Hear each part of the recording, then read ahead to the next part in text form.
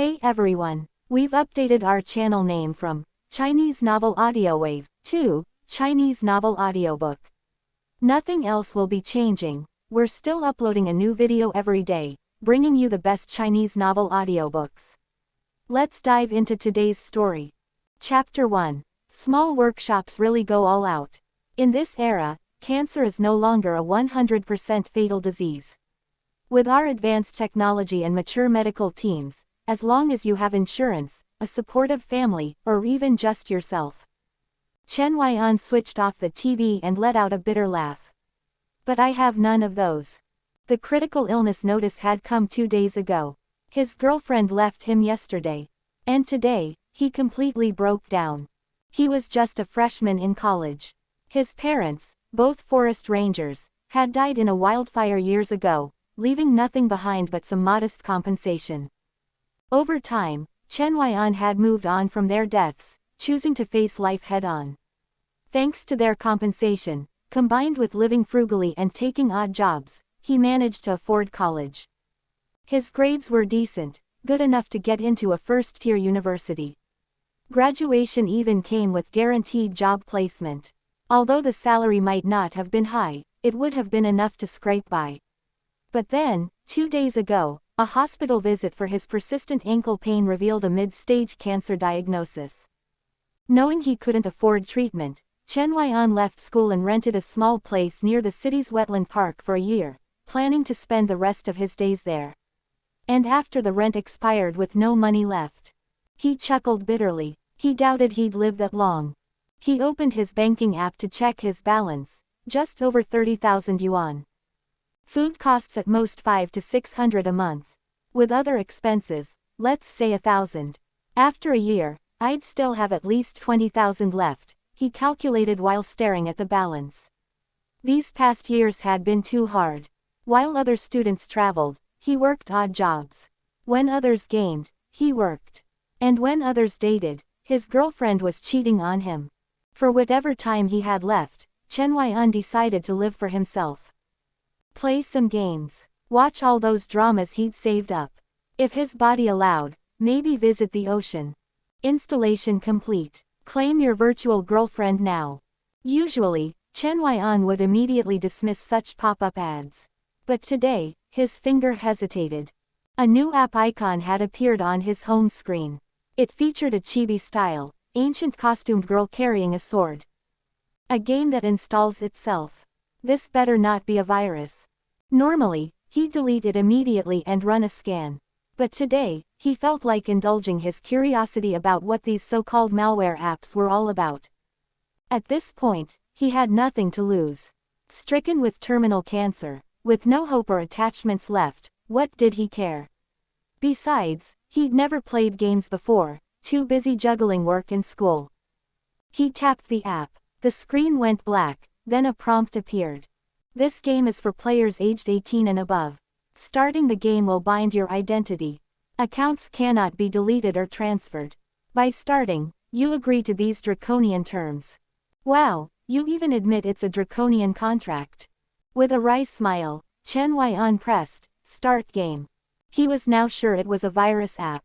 What would it do? Steal his personal information, his chat logs. If they realized he was a penniless, terminal cancer patient, would the developers delete the app themselves? Choose your virtual girlfriend. Surprisingly, the game's graphics were impressive. Though the icon suggested a chibi aesthetic, the actual game looked incredibly lifelike. The screen displayed a selection of virtual girlfriends, each with detailed stats. For example, Neon Mafia Princess, Kiriko Kirishima. Age, 22. Height, 158 centimeters. Measurements, 89, 55, 86. The live 2D model was stunning, with exaggerated curves and a sweet face. She wore a kimono that barely concealed her figure. A big-breasted Lolita with a Yakuza twist, a clear favorite for many men. But blonde hair and a Japanese backstory weren't Chen Huaian's type. He browsed a few more profiles and found that the characters came from different eras, and some weren't even from Earth. The creativity was wild. There was even a Transformer-themed girlfriend. Eventually, he landed on a profile that caught his eye. Disciple of the Cangyun sect, Li Qingran. Age, 19. Height, 169 centimeters. Measurements, 90, 60, 91. This Li Qingran matched the app's icon but looked much more vivid. Pale skin, delicate features, long raven black hair cascading down her back, and a simple green robe with a sword strapped behind her. She wore no makeup yet exuded the elegance of a painting. What struck Chen Huaian most was her eyes, cold, wooden, with a hint of despair and emptiness that seemed to pierce through the screen. Damn, does a small indie studio go this hard? He started doubting whether this was a virus. How could anyone put this much effort into a scam? Were they preparing for a master's thesis or a PhD project? You'll do. Confirm Li Qingran as your virtual girlfriend. Warning. This choice is irreversible. If your virtual girlfriend dies, she cannot be revived. She will disappear permanently. Such serious stakes. Chen Huaian frowned. He realized the developers were likely using emotional manipulation to get players invested. Normally, he'd back out. But today, he hit confirm. You have 132 days left to live. The screen flashed with this chilling message before the game began. Chen Huaian expected the typical low-budget mobile game. Clunky graphics, a newbie village in some cultivation world, mindless fetch quests, grinding for gear, mounts, and endless autoplay. But what unfolded was entirely different. The scene opened in a drafty thatched hut. The only bed, a straw mat, was soaked with rainwater. A frail, ragged girl curled in the corner, hugging her knees. Her tangled hair obscured her face, but her pale arms and legs bore bruises and cuts. A gash resembling a centipede stood out vividly against her white skin. Is this Li Qingran? Chen Huaian stared in disbelief. Near the mat lay a broken sword, the same one Li Qingran had held in her profile. Li Qingran is cold and hungry. Her body grows weaker. Li Qingran suffers from fire poison and is in unbearable pain. Li Qingran has half an hour left to live. As these messages popped up, the girl groaned in pain. She slowly raised her head, revealing her hollow eyes and pale lips. Even with only half her face visible, Chen Huaian knew this was the character he'd chosen. What do I do? A surge of urgency filled his chest. The character's expressions and voice were so lifelike, even the jagged wounds seemed real. If he didn't act, when the timer hit 0, this girl would truly. A new prompt appeared. Ding! First time recharge of 6 yuan unlocks the Home Improvement Bundle, to give your virtual girlfriend a cozy house. Chapter 2. Recharge to get stronger. Wait, is the map of Yan Kingdom this short? Chen Huaian couldn't help but laugh bitterly at the recharge prompt. This game's developers didn't even try to be subtle, straight to pay to win. But as he glanced at the pitiful girl on the screen, he thought of himself. Alone, penniless, terminally ill, and abandoned by his girlfriend. Was his situation any better than Li Qingran's? The friends he once had all vanished, afraid he'd ask them for money. Who would offer him a helping hand? Yet now, he could extend a hand to this girl. Even if she was just a program, a character created to empty his wallet in a mobile game. 6 yuan. Sure, I'll pay. Chen Huaian had never played a game before, only watched others. This was his first time spending money on one. Recharge successful. Golden light radiated toward Li Qingran's dilapidated hut. The straw mat turned into a wooden bed with bedding. The cracked walls became solid bricks with a window that kept the rain and wind out. The golden light enveloped the entire room, filling it with vintage-style furniture, a floor, a table, chairs, and even a stove. Now this feels right. Chen Huaian sighed in satisfaction and looked at Li Qingran, curious about her reaction. It's just a mobile game, so the character would likely just look happy, right? But what he saw left him stunned. Li Qingran's expression shifted from shock to fear, then to vigilance. She curled into a corner, unable to believe what was happening. After a long moment, like a cautious kitten in a new environment, she hesitantly explored the room. She returned to the bed, gently touching the soft mattress. Her eyes reflected nothing but confusion. This level of feedback. This interaction system. Chen Huaian was floored by her realistic responses. The way the bed slightly sank when she sat, or how wrinkles formed where she touched, was incredibly lifelike. For a mere mobile game to reach this level, he wouldn't even mind spending more money. It'd feel like supporting a true artist. No sooner had the thought formed when another prompt appeared. Limited offer. Recharge 30 yuan to gift your virtual girlfriend a beautiful outfit. Chen Huaian glanced at Li Qingran's tattered clothing and felt a pang of sympathy. Alright, let's do it. Xing. A set of elegant green robes appeared on the bed. Today's special. Recharge 68 yuan to give your virtual girlfriend a sumptuous meal. A 68 yuan meal. Chen Huaian rarely spent more than 15 on takeout for himself. But so what? He paid up. This week's deal. Recharge 98 yuan to unlock your virtual girlfriend's background story and receive a health report. Take my money. Monthly special. Recharge 188 yuan to equip your virtual girlfriend's home with 3 premium Thunderfire talismans for protection. Charge, charge, charge. Your virtual girlfriend is scared. Please wait before taking further actions. The recharge prompts finally stopped. Chen Huaian checked the screen and saw that Li Qingran had crawled under the bed, trembling. The new clothes on the bed.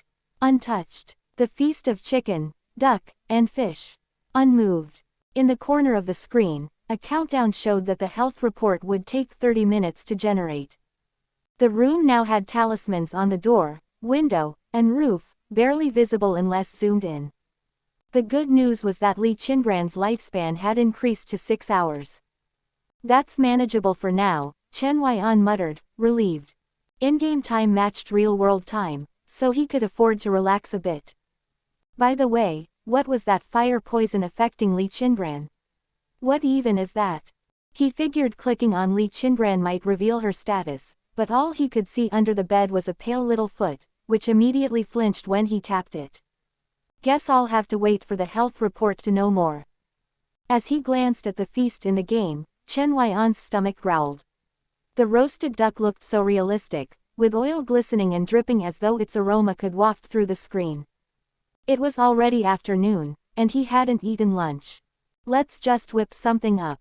My virtual girlfriend is eating better than me, he chuckled wryly. Spending 68 yuan for that feast seemed like a bargain now. He put his phone on the table to charge, intending to eat before continuing. Li Qingran, 19, 5th disciple of Qishao Peak at the Cangyun sect. Her life had once been stable, following a routine of cultivation and sect tasks. 4 senior brothers each had their own strengths and often shielded her. But everything changed when her eldest senior brother, Li Qingran, brought back a 6th junior sister from outside. He vouched for the untalented girl, Mu Beishuang, and begged their master to accept her into Qishao Peak. After that, nothing was the same. Her once attentive eldest senior brother stopped inviting her to morning lessons. The second senior brother, Xiao Yifeng, who was skilled in alchemy, no longer asked her to test his pills.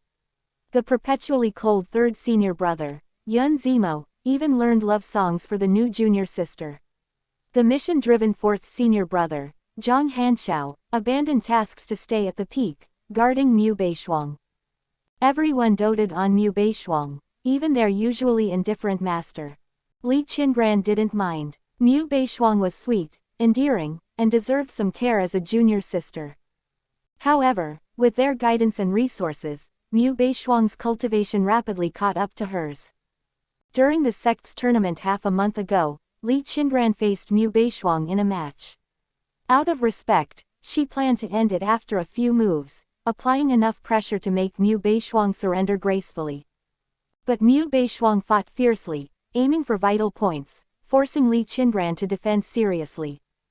Then, Mu Beishuang suddenly switched to defense and threw herself onto Li Qingran's sword. Li Qingran couldn't withdraw in time, and her sword pierced Mu Beishuang's shoulder, barely a flesh wound, but it left her gravely injured. Expelled from Qishao Peak, her cultivation abolished, her spiritual root extracted, her senior brother's retribution was merciless. Now abandoned in a beast-infested wilderness, plagued by fire poison and starvation, she clung to life in a storm, awaiting death. Until a sparrow darted through the rain. And suddenly, a voice whispered, "Welcome home." In the blink of an eye, her hut transformed into a stone house. Chapter 3. This game even has a dedicated voice actor. Li Qingran had never encountered anything like this. For a cultivator, building a house was simple, but turning a ramshackle hut into a stone house in an instant. That was no ordinary feat. And conjuring food and clothes out of thin air. The difference between transforming something into something else and creating something from nothing was vast. At first, she thought a powerful cultivator might be playing tricks on her, using a storage ring to summon items while remaining hidden. However, she sensed no spatial fluctuations. Everything truly appeared out of thin air. To create something from nothing with such exquisite detail, down to the aroma and appearance of food, this had to be the work of at least a nascent soul cultivator. Or perhaps even fusion realm. Li Qingran wasn't sure. What she did know was that her master, Taoist Qingshan, an old monster at the nascent soul stage, couldn't achieve such a feat. He could transform ingredients into a finished dish but couldn't make food appear out of nowhere. Then again, maybe her master had never bothered with such techniques. After all, cultivators could sustain themselves through meditation starting at the foundation establishment stage. The tantalizing smell of food awakened her hunger. With her cultivation abolished, she could no longer meditate to suppress hunger. The meat of most demonic beasts was poisonous, and she couldn't tell the safe ones apart. Thus, she had survived on wild fruits and roots. But staying under the bed wasn't a solution. Cautiously, Li Qingran peeked out from under the bed, gathering her courage. Which senior is casting such powerful spells? This junior, Li Qingran, humbly requests the honor of meeting you in person. The room remained silent except for the rain pattering against the bamboo windows. After a moment's pause, Li Qingran decided to crawl out from under the bed. Saying she wasn't afraid would be a lie. But if the other party was so powerful, could she resist anyway? Besides, they had already touched her foot earlier, warm and gentle, as if mocking her futile hiding. The thought made her bite her lip, her face flushing with embarrassment. Whatever happens, so be it. Standing up, she surveyed the room but found no suspicious figures. Her gaze inevitably drifted to the table laden with a feast. Gulp. The sound of her swallowing echoed alongside the rumbling of her stomach. Awkwardly, she sat at the table, staring at the dishes but refraining from eating. Instead, she clasped her hands together, bowed her head, and sincerely said, "If the senior is unwilling to show yourself, may I ask if these dishes are for me? If you remain silent, I would rather starve than touch something that belongs to you." After her words, she shut her eyes and sat cross-legged in meditation. Chen Huaian had settled for a simple lunch of scrambled eggs with tomatoes. Returning to the game, he saw that Li Qingran had emerged from under the bed and was now seated at the table, meditating.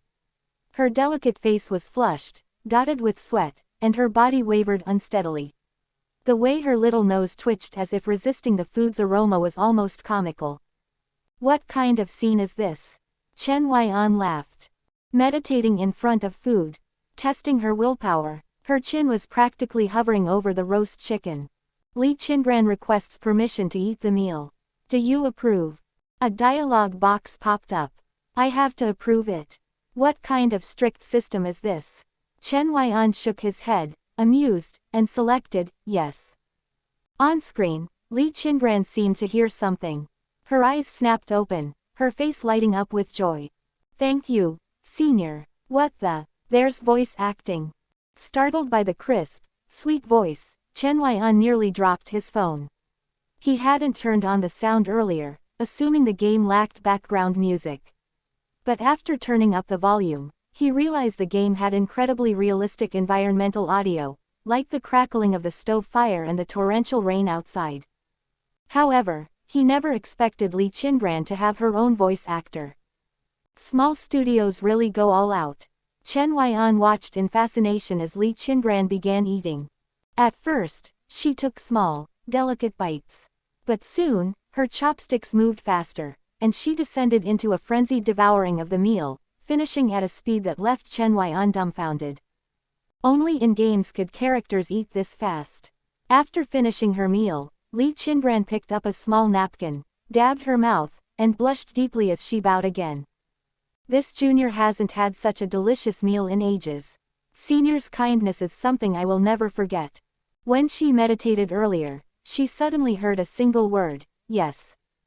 The sound was like the resonance of the Tao itself, reverberating through her soul. When she opened her eyes, the food glowed faintly with a golden character made of spiritual qi. Yes. The voice had used a transmission technique, but what struck her was that the spiritual character wasn't formed by manipulating surrounding qi. It had been generated out of thin air, just like the food. Li Qingran shivered slightly. Whoever this senior was, they were far beyond her comprehension. But they didn't seem hostile, at least for now. Senior, I will clean the dishes. Carrying the plates, she stepped outside. The rain was heavier now, the dense downpour reducing visibility to just a few meters. The only sounds were the rain hitting the ground and faint rumbles of distant thunder. The rain's even heavier than before. Looking up at the sky, Li Qingran felt a surge of gratitude. If it weren't for the senior's house, her old hut would have collapsed by now. Outside, a small corridor shielded her from the rain. Following the eaves, she found a wooden bucket she had left out yesterday to collect rainwater. Now full, it was perfect for washing the dishes. Li Qingran is cleaning the dishes. Li Qingran's favorability +5. Current, 10. Well, she even washes dishes. A favorability system isn't surprising, though. Chen Huaian chuckled, increasingly impressed by the game's depth. Not only were the characters incredibly lifelike, but the amount of interactive content was astonishing. How had he never heard of this game before? Glancing at the time, he saw the identity and health report would be ready in a few minutes. While waiting, he decided to explore the game further. To his surprise, the game had a large map. When fully expanded, Li Qingran's small house was just a tiny dot amidst a vast, unexplored expanse covered in dark fog. Only the area around her house was visible. Interestingly, another visible location stood out. A grand sect marked by golden characters, Cangyun sect. Oh, that's where she used to live. Chen Huaian frowned. Why wasn't Li Qingran still in Cangyun sect? And why was she in such a miserable state? The sect seemed close, just at the mountain's peak, while her current location was at the base. For cultivators, that was hardly a long journey. There had to be a story behind this. Zooming back into the map, his expression changed. Around the small house, 5 red dots appeared. They were moving quickly toward Li Qingran's location.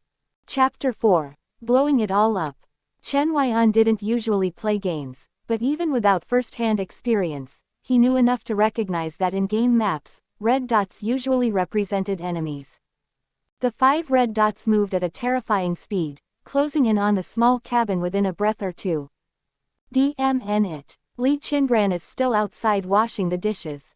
On the screen, Li Qingran was focused on scrubbing plates, entirely unaware of the abnormal situation unfolding around the cabin. Chen Huaian panicked. He frantically searched the game interface for any option that could alert Li Qingran. There were plenty of options on the interface, but most of them were locked. Top up 100 to purchase a sound transmission talisman and send Li Qingran a single message. The recharge screen popped up. There was no time to think about why the sound transmission talisman was so expensive. Chen Huaian recharged immediately.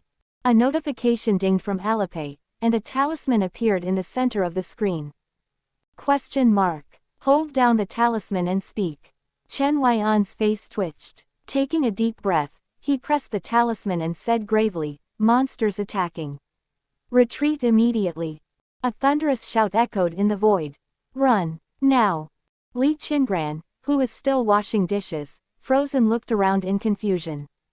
That voice, could it be the senior's? A woo. A sharp wolf howl pierced through the rain. Accompanied by heavy growls, 3 jet-black demonic wolves, each the size of a water buffalo, stormed into Li Qingran's view. Behind them, 2 more wolves loomed faintly in the shadows. Blackback demonic wolves. How could this be? Li Qingran quickly pieced it together. The lone wolf she had fought off recently must have been a scout. No wonder it hadn't engaged her directly and fled after a slight resistance. It had been gathering intel all along. The nearest wolf was no more than 5 meters away now. Without any hesitation, it lunged at her. Although her cultivation base was crippled and her spiritual root destroyed, Li Qingran's combat instincts were still sharp. She timed her move, rolled sideways to dodge the first wolf's attack, and flung a plate at the second wolf preparing to pounce. Outside the screen, Chen Huaian's heart was in his throat. Watching Li Qingran move with the agility of a cat and counter swiftly, he slapped his thigh in excitement. Well done. His biggest worry was that she'd freeze in place when faced with danger. Fortunately, she was calm and quick to react. The demonic wolves, accustomed to skirmishing with Cangyun sect cultivators on Wanqing Mountain, instinctively thought the white plate was a magical weapon. They dodged, only to realize nothing happened as the plate hit the ground.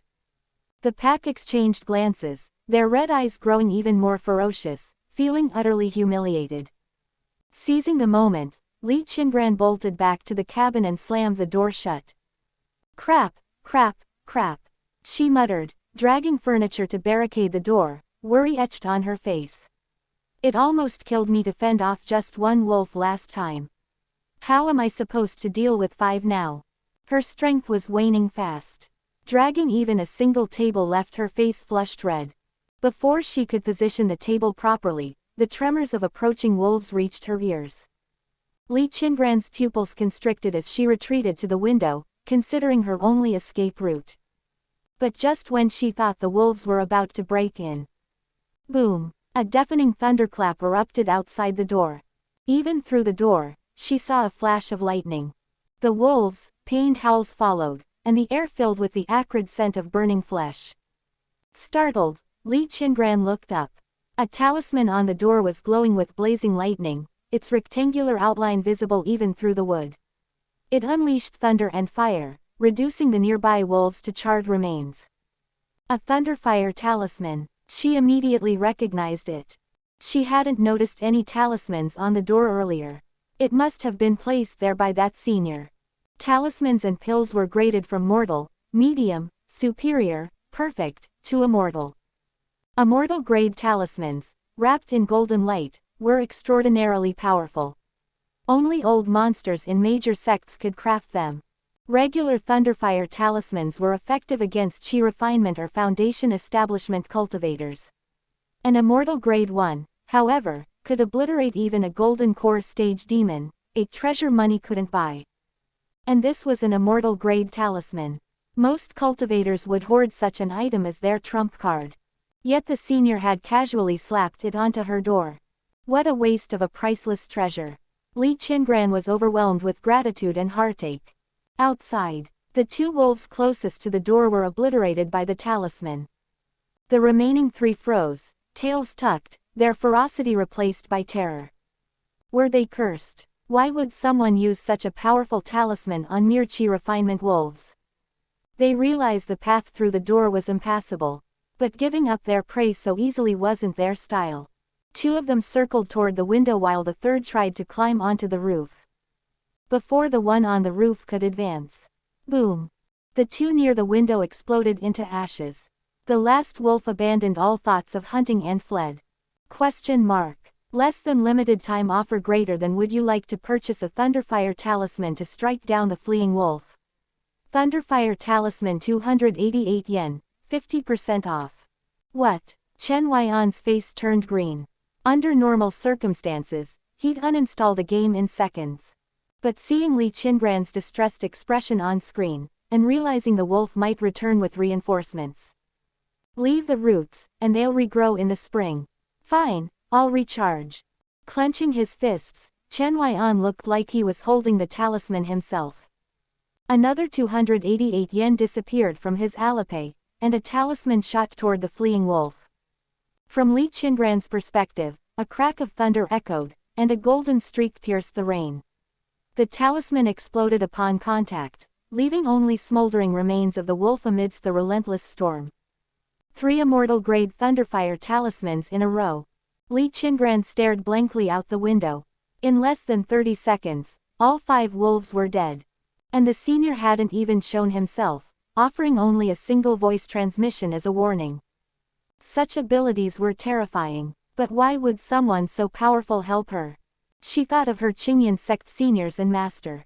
Before her junior sister arrived, they had treated her decently, but their kindness was often calculated. For instance, senior brother Li Qingran, a fire spiritual root cultivator, wanted her water spiritual root as a Tao companion. Second senior brother Xiao Yifeng, obsessed with alchemy, needed her to tend spiritual herbs and test pills. Third senior brother Yun Zimo, a martial maniac, often sparred with her without holding back. Fourth senior brother Zhang Hanshao, unruly and reckless, dragged her into trouble during sect missions, making her a scapegoat. What could the senior's motive be? She had nothing, only her life to offer. Perhaps he had no motive, merely a passerby moved by her plight. Shaking her head, Li Qingran pushed her thoughts aside. Regardless of his reasons, the senior had saved her life.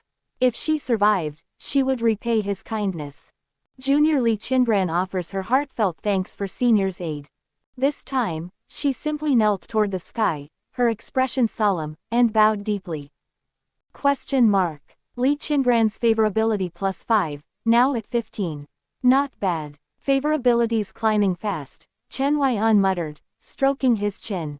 Smiling, he added, worth the 288 recharge. This game was crazy addictive. He'd already spent hundreds. No wonder some kids went into debt over gaming. It was just as exhilarating for him. Ding. Li Qingran's health report and detailed identity have been generated. View now. Chen Huaian's eyes lit up as he eagerly rubbed his hands together. Here we go, heh. Chapter 5. Crazy Thursday Deals. Identity and medical report, Li Qingran. Name, Li Qingran. Current realm, Qi refinement level 1. Identity, former Cangyun sect, Qishao peak disciple. Age, 19, female. Special talents, single water spiritual root, abolished Taiyan Dao body, unactivated. Status, severely damaged foundation, ruptured dantian, fire poison invasion, inner demons growing, severe internal injuries, severed meridians, moderate external injuries. Background, once an inner disciple of Cangyun sect's Qishao peak, Li Qingran was betrayed, leading to estrangement from her sect. Her cultivation base was crippled by her senior brother, Li Qingran. Her spiritual root was stripped by her master, Taoist Qingshan. The fire poison resulted from defective pills concocted by her second senior brother, Xiao Yifeng. Later, she was expelled from the sect through collusion between her third senior brother, Yun Zimo, and an outer sect elder. Finally, she was abandoned in a dilapidated hut by her fourth senior brother, Zhang Hanshao, and left to fend for herself. The first of her inner demons was planted by her betrayers, while the second arose from her own despair. Click to expand detailed version. Overall evaluation. A life of misfortune, a candle flickering in the wind. After reading Li Qingran's identity and medical report, Chen Huaian was stunned. He himself was burdened by cancer, a single debuff. Li Qingran had 5. And her life. It was pure misery. What kind of grudge would warrant such treatment? All she did was injure her junior sister's shoulder during the sect tournament. Wasn't that normal for the cultivation world? Swords have no eyes in combat. Yet the entire Qishao peak seemed to have gone berserk over it. No wonder she's holed up in this broken hut. If I hadn't arrived in time, she'd probably be dead by now. On the screen, Li Qingran was meditating on a chair, her eyes closed. Somehow, Chen Huaian couldn't help but imagine her as a real person instead of a mere game character. Is she cultivating? But her foundation is destroyed, and her spiritual root is gone, can she even cultivate? Respectfully, Chen Huaian clicked on Li Qingran's shoulder rather than anywhere inappropriate. Status, cultivating, cultivation progress, 39/99. This probably meant she needed to accumulate 99 units of spiritual qi to advance to qi refinement level 2. As Chen Huaian speculated, he didn't notice Li Qingran's slightly reddened ears. He stared at her cultivating for half an hour. But instead of progressing, her cultivation dropped by 1 point, falling to 38. On screen, the girl's brow furrowed, her pale lips turned down, her pitiful expression tugging at his heartstrings. She must have realized her spiritual chi is depleting instead of increasing. Chen Huaian began searching the interface for any way to help her speed up cultivation. Her numerous injuries couldn't be ignored either, they'd only worsen if left untreated. After rummaging through options, he finally found something useful in the formation section at the top right corner of the screen. Question mark. Basic Spirit Gathering Formation. Unlockable for 1 hour by watching an ad. Question mark. Intermediate Spirit Gathering Formation. Unlockable for 10 minutes by watching an ad. Question mark. Advanced Spirit Gathering Formation. 188 yen per hour, requires watching an ad. Less than Crazy Thursday deal, original price 488 yen per hour, greater than. Aside from Spirit Gathering formations, there were numerous other formations, like Concealment Formation, Mystic Armor Formation, and the intimidating sounding Immortal Execution Formation. Some required money, while others demanded rare conditions, most of which Chen Huaian didn't understand. One of the top-tier formations, the Tenfold Bloodbane Heaven-Slaying Formation, required 12 malevolent spirit artifacts of at least spirit weapon grade, along with a long list of complicated materials. Where would anyone find those? Buy them, get them as game rewards. Or send Li Qingran on a scavenger hunt, like in some idle adventure game. Another deal, and on Crazy Thursday, no less. Chen Huaian gritted his teeth. If he waited until tomorrow, the Advanced Spirit Gathering Formation would revert to its original price. It'd be a waste not to use the discount. Sighing deeply, he made his decision. Charge it. With 1,888 yen added to his account, Chen Huaian slumped in his chair, an inexplicable emptiness washing over him. But the feeling passed quickly. He only had a few days left to live, why not enjoy himself? For the next 10 hours, the Advanced Spirit Gathering Formation would remain active, just in time until midnight. But first, he had to watch an ad. Question mark. The Tao is ruthless, treating all things as straw dogs. For cultivators like us, walking against the heavens, how can we go without a good weapon? Treasure Pavilion's Spirit Weapons, premium brand of the cultivation world, is now running a promotion. Click below to claim celestial subsidies and enjoy up to 25% discounts. When buying weapons, choose Treasure Pavilion. Chen Huaian. Inside the hut, Li Qingran sighed in frustration. Her cultivation base was destroyed, her foundation severely damaged, and her spiritual root gone. Even with perfect technique, cultivation was near impossible now. Her spiritual chi continued to drain away. At best, her efforts were delaying the inevitable. She had been practicing Qi Shao Peak's unique cultivation method, the Qian technique, which was known for its speed. It was a low-tier mystical grade technique, a lower version of the superior grade Qi Shao technique. If even the Qian technique couldn't restore her Qi, her only hope was a spirit gathering formation. She was skilled at setting up formations, having done it frequently for her fourth senior brother, Zhang Hanshao, in exchange for half her monthly spirit stones. Over time, she became proficient. But spirit gathering formations required significant resources. Basic formation, 100 low-grade spirit stones. Intermediate formation, 500 mid-grade spirit stones or 50 high-grade ones. Advanced formation, required spirit crystals, typically only used by sect elders or leaders. Now, she didn't even have spirit stone scraps, let alone spirit crystals. At that moment, thud, something fell to the ground. Li Qingran looked over and froze, her mouth forming an "oh" of disbelief. On the ground were 10 spirit crystals, translucent and cyan, each the size of a baby's fist, exuding an intense spiritual qi. She couldn't mistake them.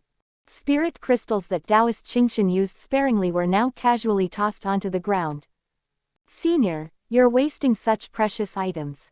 Following the crystals, 8 faintly glowing golden formation flags appeared.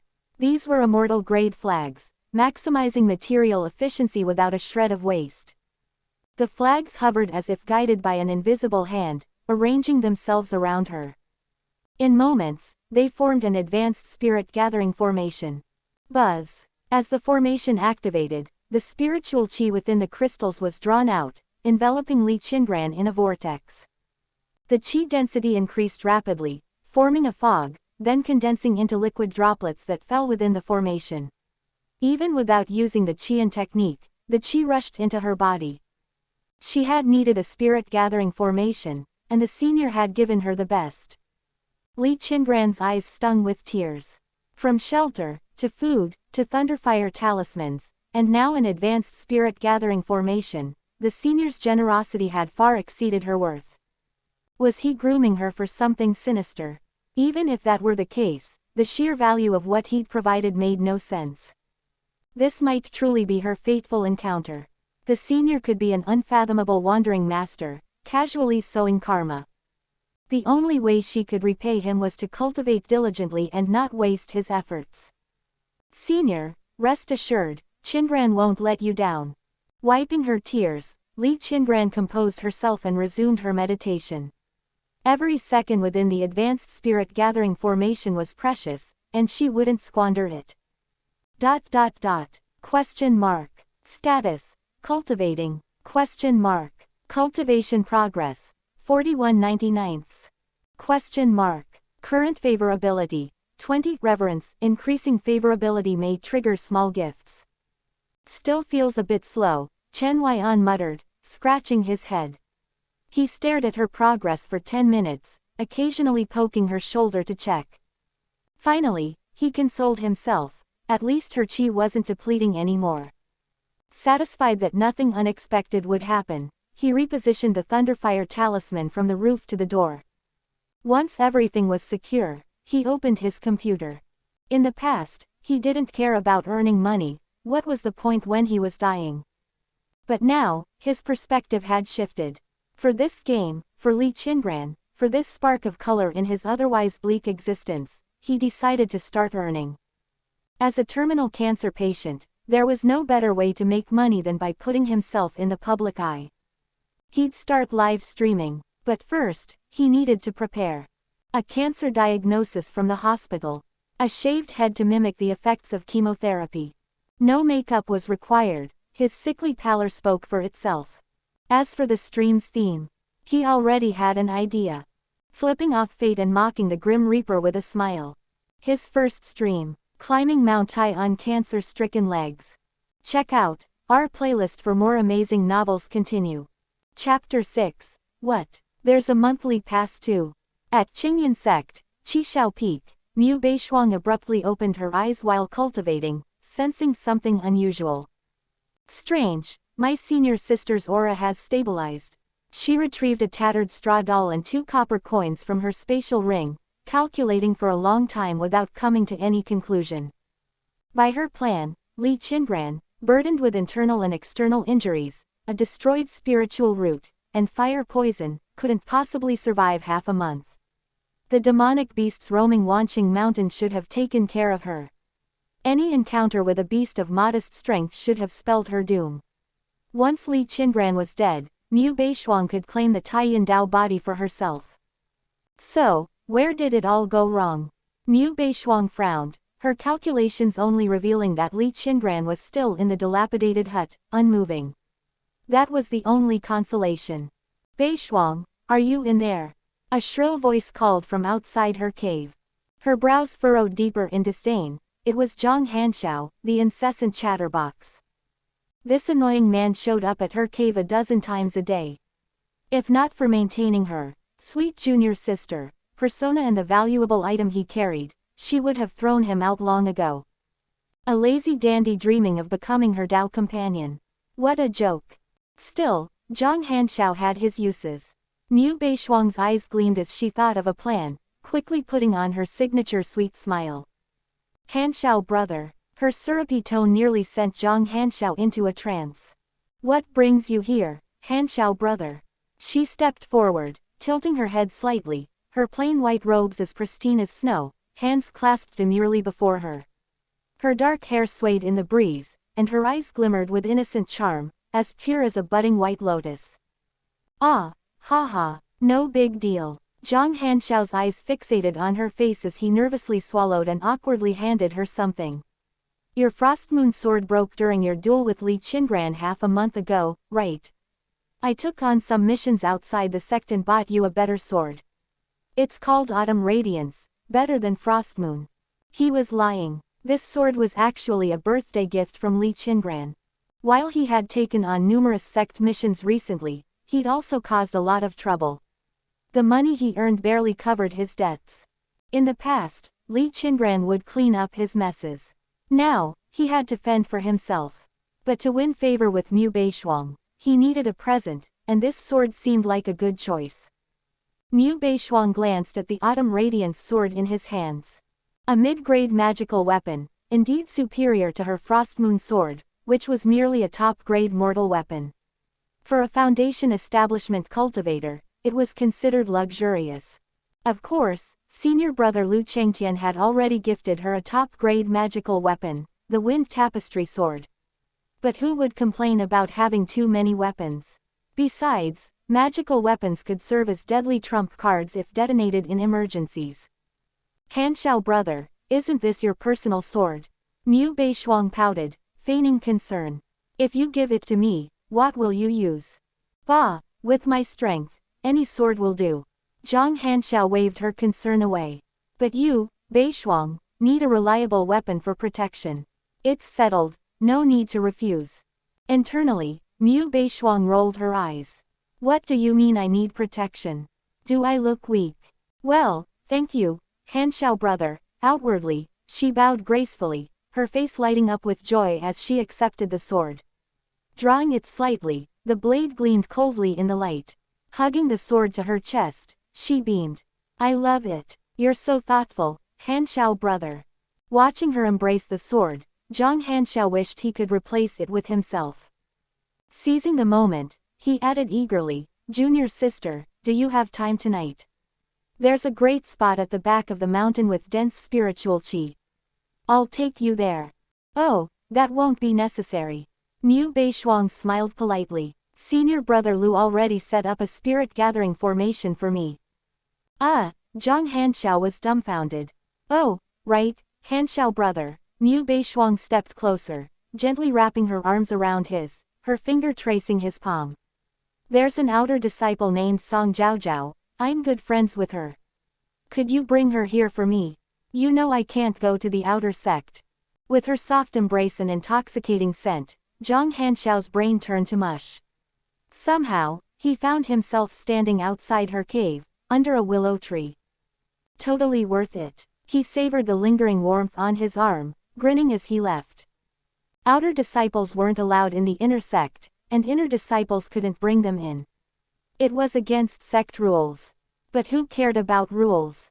The junior sister's word was law. Back in her cave, Mu Beishuang leaned against the door, her hand instinctively brushing the burning snake-shaped mark on her lower back. Her face darkened, her eyes flashing with malice. Li Qingran, let's see if you can survive this time. At midnight, Chen Huaian was jolted awake by his alarm. Usually, his extreme physical weakness meant he was dead to the world by 8 or 9 p.m., no matter what. But today, he set his phone to vibrate and fell asleep with his face on it, determined to wake up. He wasn't disappointed. The advanced spirit gathering formation had finished its work, leaving the 10 spirit crystals shattered and the formation flags dim. At the center of the formation, Li Qingran was glowing with vitality. Chen Huaian gently tapped her forehead. Question mark. Status. Resting. Question mark. Cultivation progress. 327 499th, level 2. Well, look at that. Qi refinement level 2 already, and almost level 3. Worth every penny.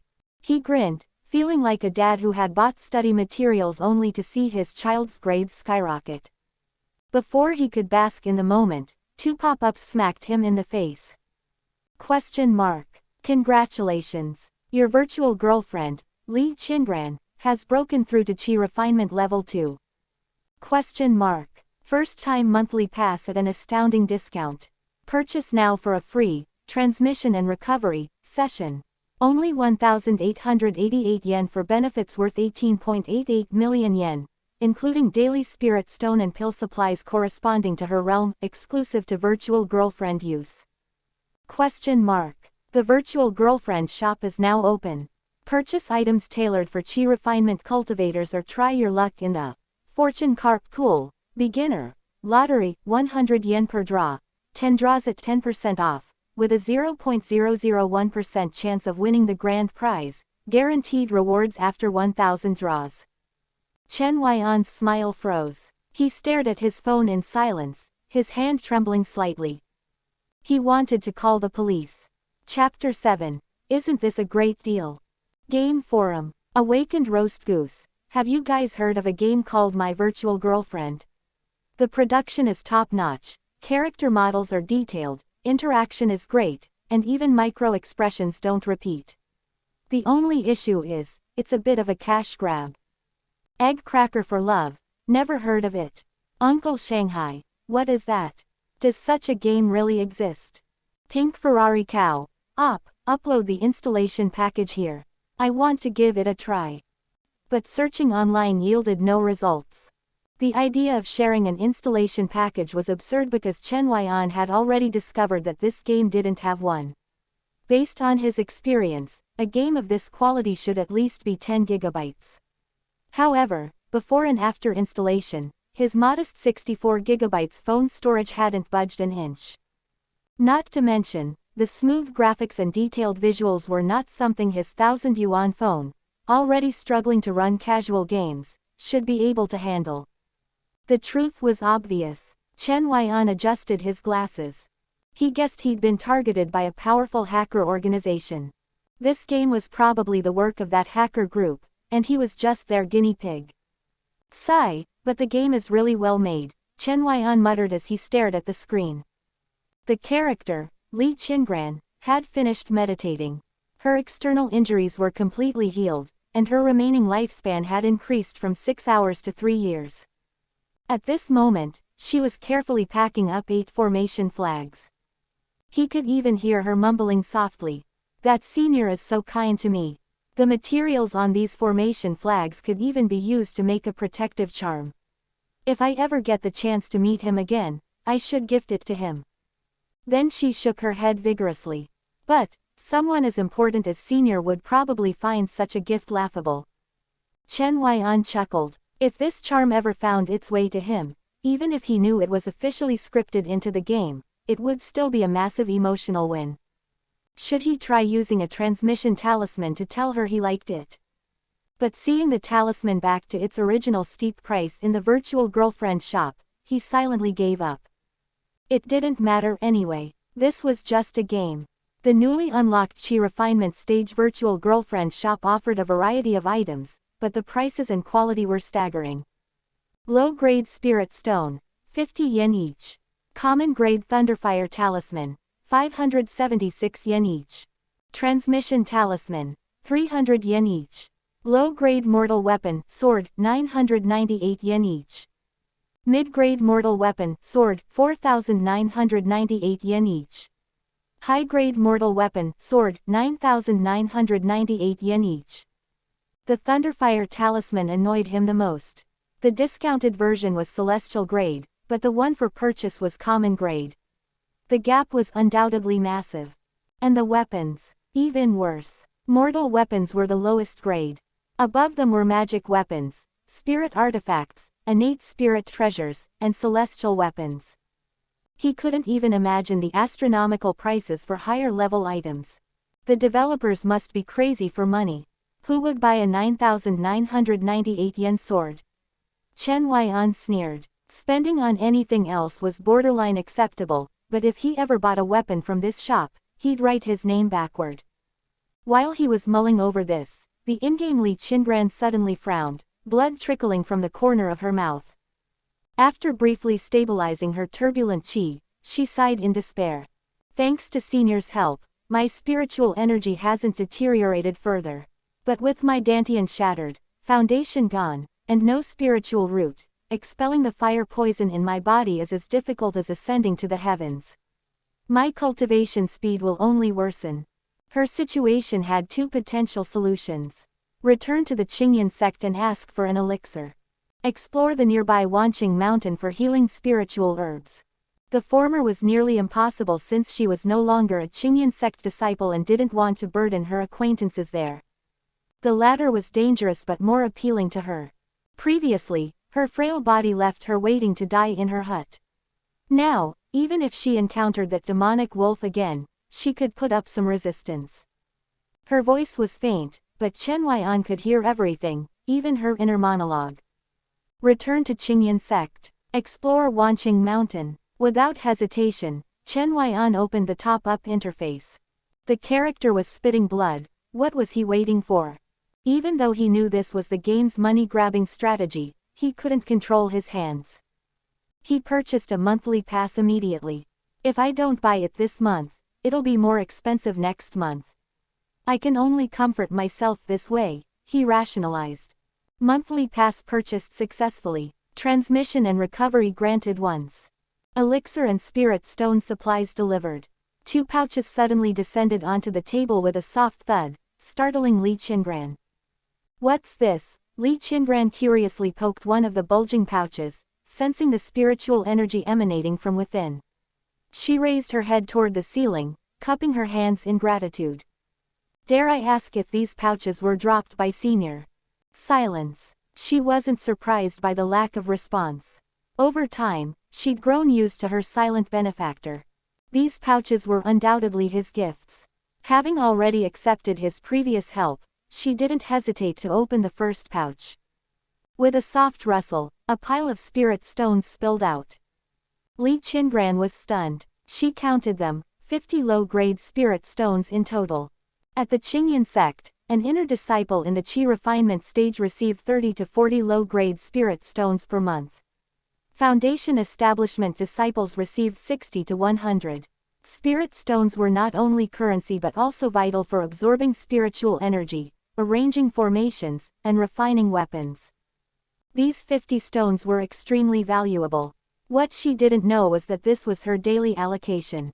Thank you, Senior, for these spirit stones, Li Qingran expressed her gratitude solemnly. While 50 spirit stones might be trivial to a nascent soul or fusion realm expert, the gratitude and etiquette were non-negotiable. Hearing her words, Chen Huaian couldn't help but smirk. He instinctively wanted to stroke his non-existent beard. Sure, the monthly pass was pricey, but wasn't this haul a bargain? Li Qingran then opened the second pouch, which contained a red brocade box. As soon as she held it, a medicinal fragrance wafted out. What a pure medicinal aroma. Over the years, she'd managed spiritual herbs for her senior brother and occasionally served as a test subject for pills. She'd seen her fair share of elixirs from Qi refinement to foundation establishment. Her senior brother, a talented alchemist, created pills so high quality that even the elders praised him. Yet even his pills couldn't compare to this fragrance, always carrying a trace of impurities. Opening the box, she found a translucent red pill gleaming like ruby, free of any blemishes. Great Restoration Pill, Celestial Grade. Li Qingran gasped, covering her mouth in astonishment. The talismans were celestial grade, and now the elixirs too. This benefactor must be a genius skilled in every craft.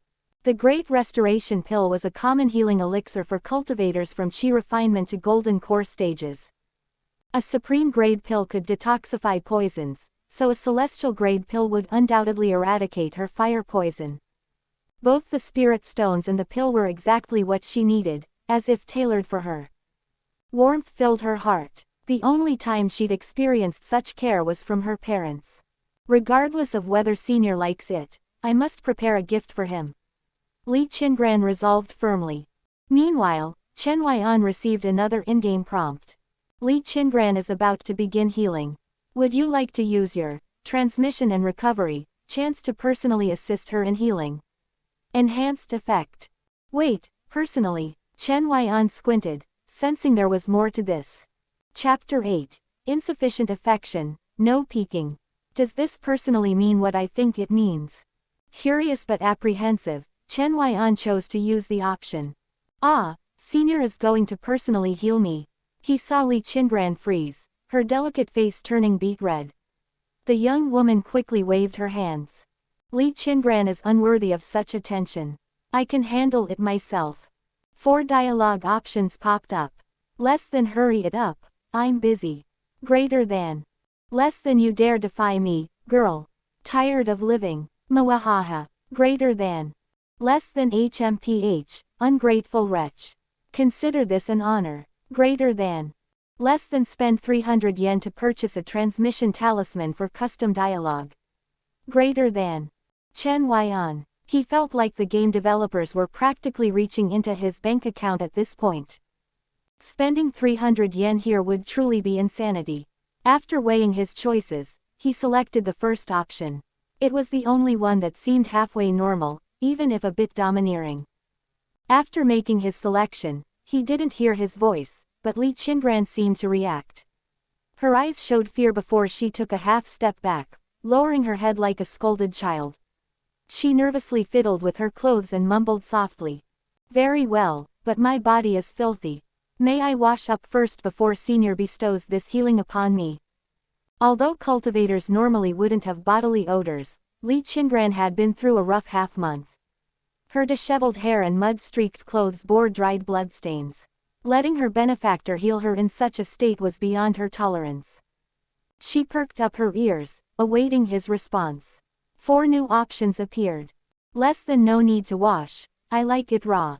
Mwahaha. Greater than. Less than fine, go ahead. I'll wait. Greater than. Less than stop babbling and take off your top now. Greater than. Less than spend 300 yen to purchase a transmission talisman for custom dialogue. Greater than.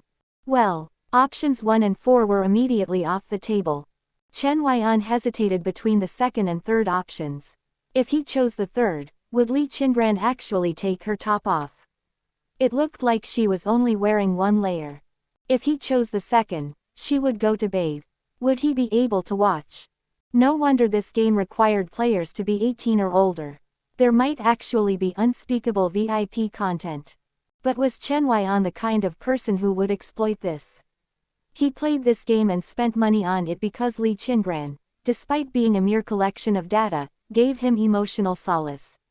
She was the last ray of light in his despair-ridden life. Besides, Li Qingran already looked beautiful as she was. Washing up would only enhance her beauty. He definitely wasn't interested in sneaking a peek at the bathroom.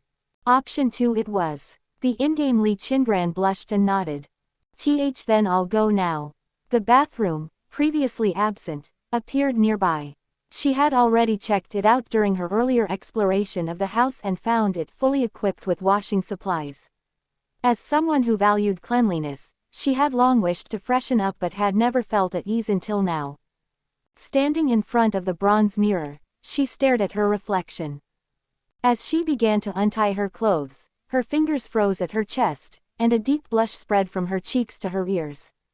She bit her lip and lowered her gaze, thinking. Senior possesses divine abilities. He foresaw the demonic wolf's attack, sent spirit stones and elixirs when I was bleeding. This proves that he can see everything about me. So, if I bathe here, won't it also be under his watchful gaze? No, no way. Senior wouldn't do such a thing. She shook her head vigorously. Her cheeks burned with shame at the mere thought. If Senior wanted to take advantage of her, he wouldn't have waited until now. Besides, Senior was likely a revered elder, possibly hundreds of years old. Just because his voice sounded youthful didn't mean he was young in age. An elder like him wouldn't be interested in someone like her. With that reasoning, her embarrassment and hesitation eased considerably. Her clothes slid from her shoulders, and as her inner garments loosened, a perfectly proportioned, alluring figure was revealed. Meanwhile, Chen Huaian's bloodshot eyes remained glued to his phone screen, his finger hovering over the bathroom interface, unsure of what to do. He had already tested earlier. He could freely switch between rooms with a simple tap. Chen Huaian, don't become someone even you despise. But it's just a game. Food and lust are human nature. You're a cancer patient. You shouldn't even have these urges. Why not? Can't a patient have desires? I'm just worried about her safety. What if she slips in the bathroom? What if a demonic shark or octopus suddenly appears? With his moral dilemma resolved, he tapped the bathroom interface. Insufficient affection level, peaking unavailable. Chen Huaian breathed a sigh of relief, his anxiety dissipating. But it sparked a new thought. So you're saying I could peak if the affection level was high enough? Ha, as if I even want to look. Scoffing, he opened a random website to distract himself. Halfway through browsing, an in-game notification popped up. Li Qingran has finished bathing. So fast. Don't girls usually take over half an hour? Chen Huaian silently put away the tissues he had pulled out and refocused on the screen. After a brief pause, the bathroom door opened slightly, releasing a faint mist. Then, it fully opened, and Li Qingran emerged with bare shoulders wrapped in a simple white towel. Chen Huaian's attention was immediately drawn to her long, fair legs. Zooming in, he could even see water droplets sliding down her skin. Wow, small dev teams and their insane skills. Hats off to the hackers. But then he frowned. Wait, is she not going to put on clean clothes? The scene shifted to Li Qingran kneeling on the bed, her flawless back facing the camera. Senior, I'm ready. In Li Qingran's mind, Senior was a kind but stern elderly figure, so her embarrassment wasn't overwhelming. After consuming the Great Restoration pill, she loosened her robe, letting it fall along her waistline. The moment her back was exposed, her ears turned crimson. For the transmission and recovery, direct contact was necessary, especially on the back, abdomen, and chest. Her body was riddled with fire poison and impurities, which would be expelled during the process. The heat from the fire poison could easily ignite her clothes, so exposing her back was the safest choice. Better to reveal her back than risk being completely burned, right? Chen Huaian stared at her bare back, utterly dumbfounded. The game's perspective zoomed in, showcasing her back from the nape of her neck to just above her hips. He could even make out faint blood vessels under her fair skin. Really, they're testing old cadres with this. He grumbled, but he had to admit, the view was breathtaking. The curves were impeccable, but what was he supposed to do next? Before he could dwell on it, golden acupuncture points appeared on Li Qingran's back. Place your left hand on the Mingmen point and your right hand on the Qihai Shu point to begin the healing process. Chapter 9. Divining the Heavens. Oh, so that's what, personally, means.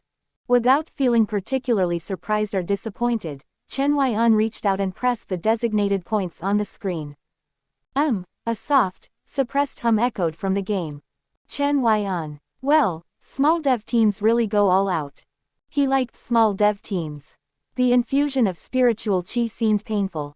Li Qingran let out muffled groans, sweat dripping down her forehead, running along her cheeks and neck. Her skin began to glisten with fine beads of moisture. As the progress bar for the healing moved slowly forward, black impurities gradually appeared amidst the water droplets on her skin. This visual design is breathtaking.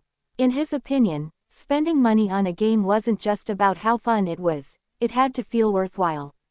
Some games had limited content, barely 2 hours of playtime, but charged hundreds of yuan, practically robbing players blind. But My Virtual Girlfriend was different. He had a feeling this game could last him a lifetime. As the healing progressed, a series of satisfying notifications appeared. Li Qingran's meridians repaired. Status: foundation damaged, removed. Li Qingran's internal injuries healed. Status: moderate internal injuries, removed. Detoxification initiated. Please press Yaoyangguan and massage Shenshu in circular motions to continue the healing process. Following the instructions, Chen Huaian adjusted his focus to 2 new acupoints. The moment he touched them, Li Qingran let out a soft cry. TCH, must hurt quite a bit, he thought silently. Her skin turned a vivid red, not the kind from soaking in hot water, but like a freshly boiled shrimp. She was clearly in pain, biting her lip to suppress any sounds. Or so he thought. In reality, Li Qingran felt an incredible warmth from the 2 glowing hands on her back. While the fire poison being expelled from her body caused a crawling, tingling sensation throughout her limbs. She bit her lip not from pain but to avoid making any indecent sounds that might offend her benefactor.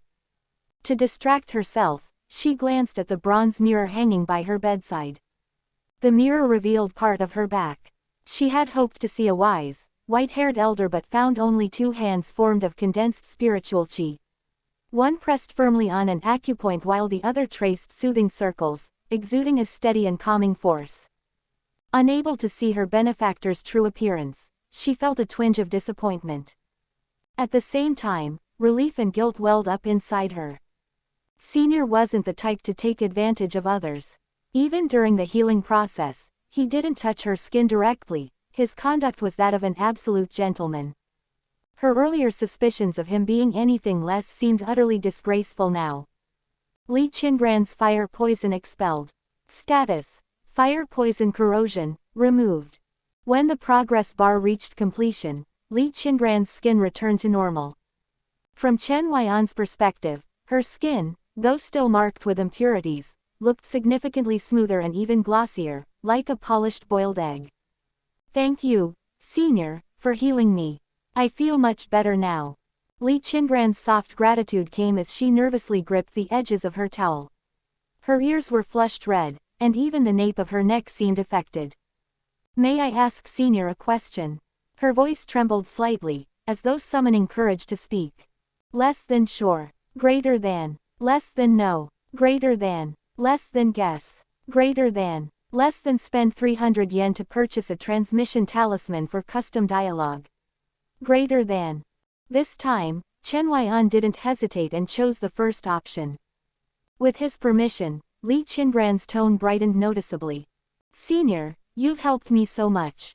May I know your name? Of course, if you'd rather not share, I won't press further.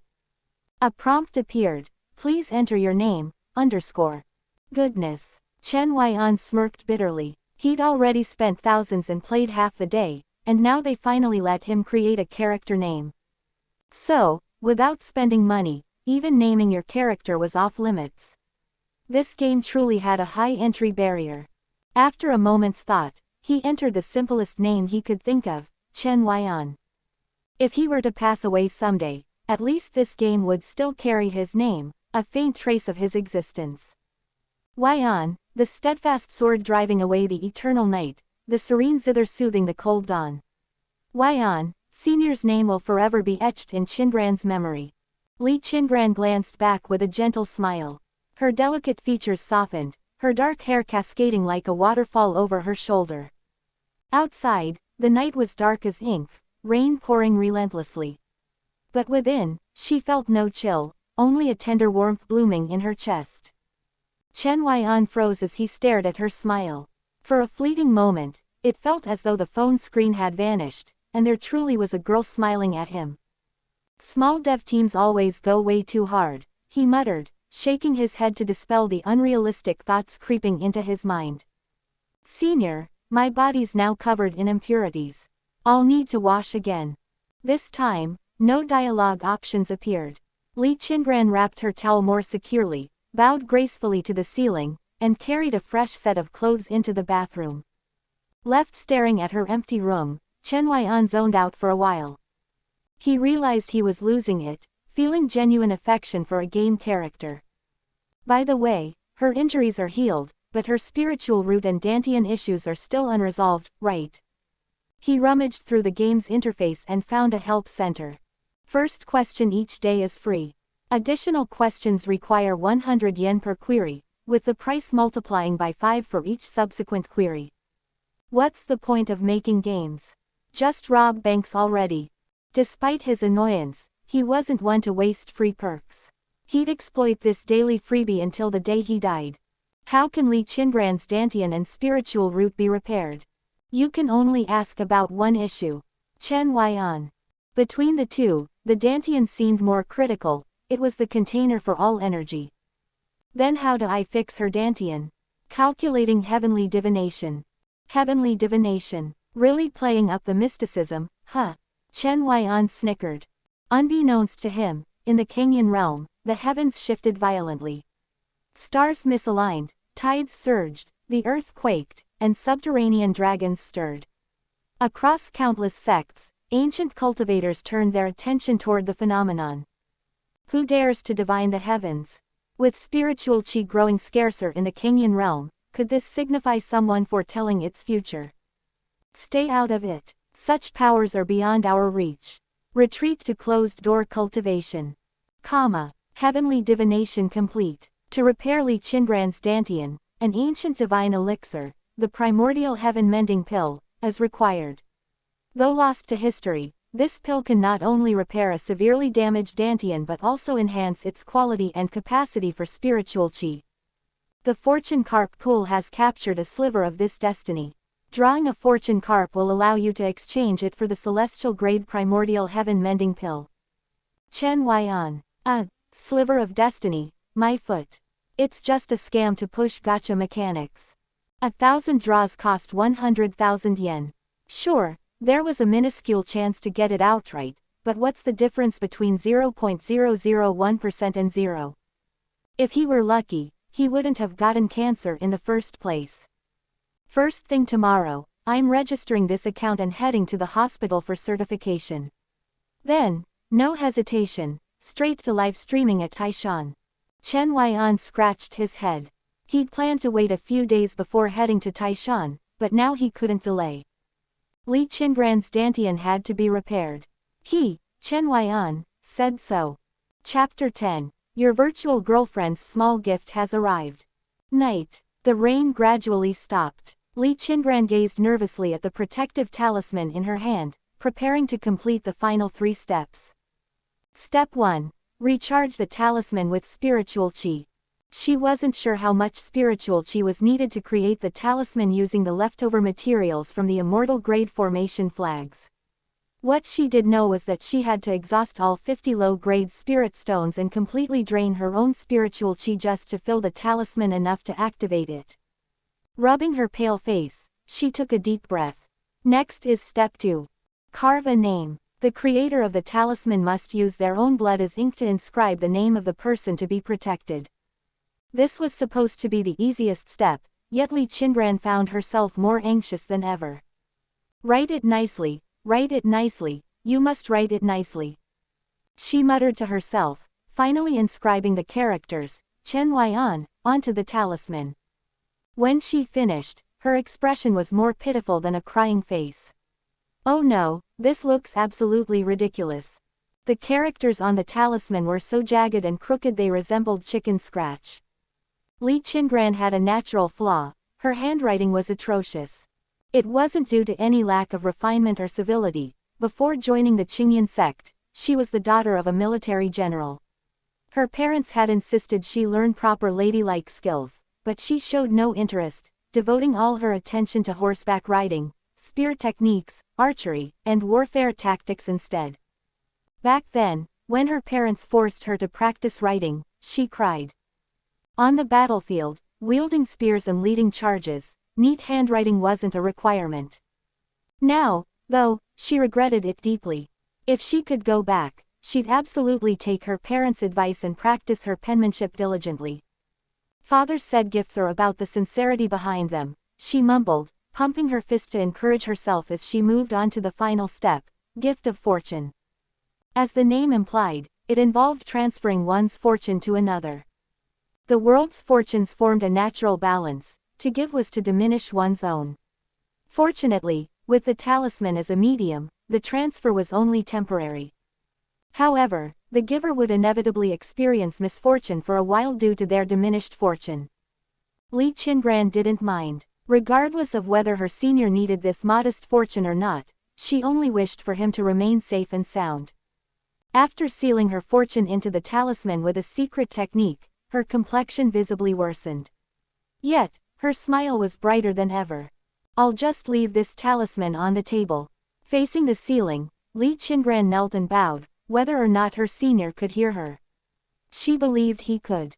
Senior, this junior has been greatly cared for by you. My injuries have healed, and I find myself at a loss for how to repay you. So, I've crafted this protective talisman as a token of my gratitude. It's a small gift, but it carries my heartfelt sincerity. I hope you won't dislike it. After her speech, she lowered her head, though her eyes nervously glanced upward to check the talisman on the table. 1 second, 2 seconds, 3 seconds. Whoosh. The talisman vanished. Her senior had accepted her gift. Li Qingran's heart leapt with joy, and an uncontrollable smile spread across her face. Thank you, senior, for not minding my foolishness, hee. Exhausted from her injuries and the all-night effort, she stumbled back to her bed. It had been half a month since she last slept on such a soft mattress, and the moment her head hit the pillow, sleep claimed her. Before drifting off, she stared at the ceiling and murmured groggily, "Good night, senior." Meanwhile, Song Zhao, you've made considerable progress lately, already at the 9th level of Qi refinement. Good. I have something for you to do. What is it? Kill Li Qingran for me. What? Kill Li Qingran? You're still hung up on that. HMPH. So what if I am? Li Qingran's reputation in the sect is already ruined. Her death won't matter. She deserves it. Besides, if you handle it cleanly, her death can easily be blamed on the beasts in Wanqing Mountain. Be good. If you do this well, I'll get you a foundation establishment pill. A foundation establishment pill. Alright, deal. Just wait for my good news. The next morning, before dawn, Chen Huaian booted up Virtual Girlfriend. Remaining lifespan, 131 days. Ridiculous. What kind of game starts by predicting your death? Sure, he had a terminal illness, but was it necessary for a game to rub it in?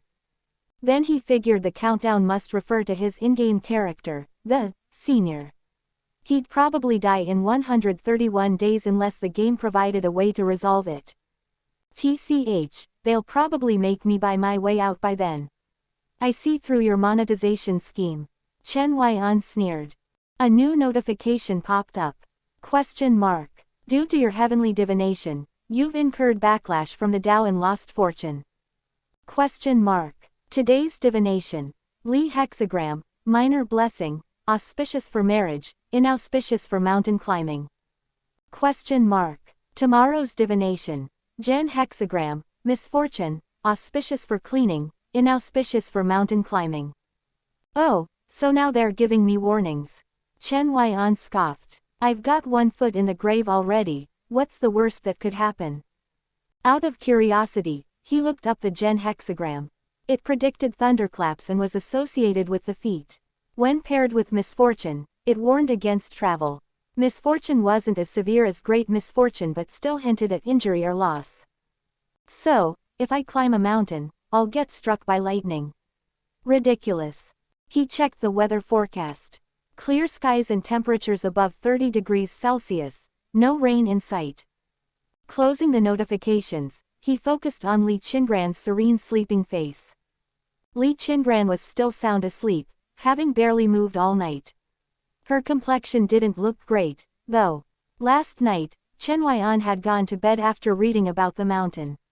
He hadn't paid much attention to her condition, but he recalled she'd been meditating as usual. The girl worked tirelessly, like a perpetual motion machine. He tapped her profile and noticed a new debuff, lost fortune. Strange, could my heavenly divination have affected her? He pondered the possibility. Status: sleeping. Current affection level: 25. Reverence. Affection level 25 has unlocked a small gift. Your virtual girlfriend, Li Qingran, has prepared a small gift for you.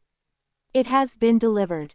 A gift system. Classic, Chen Huaian muttered, stroking his chin. He searched for the gift in his inventory but found nothing. No in-game mail system either. The game didn't even offer welcome bonuses, it was aggressively pay to win. Maybe it hasn't refreshed yet, he guessed. At that moment, a knock came at the door.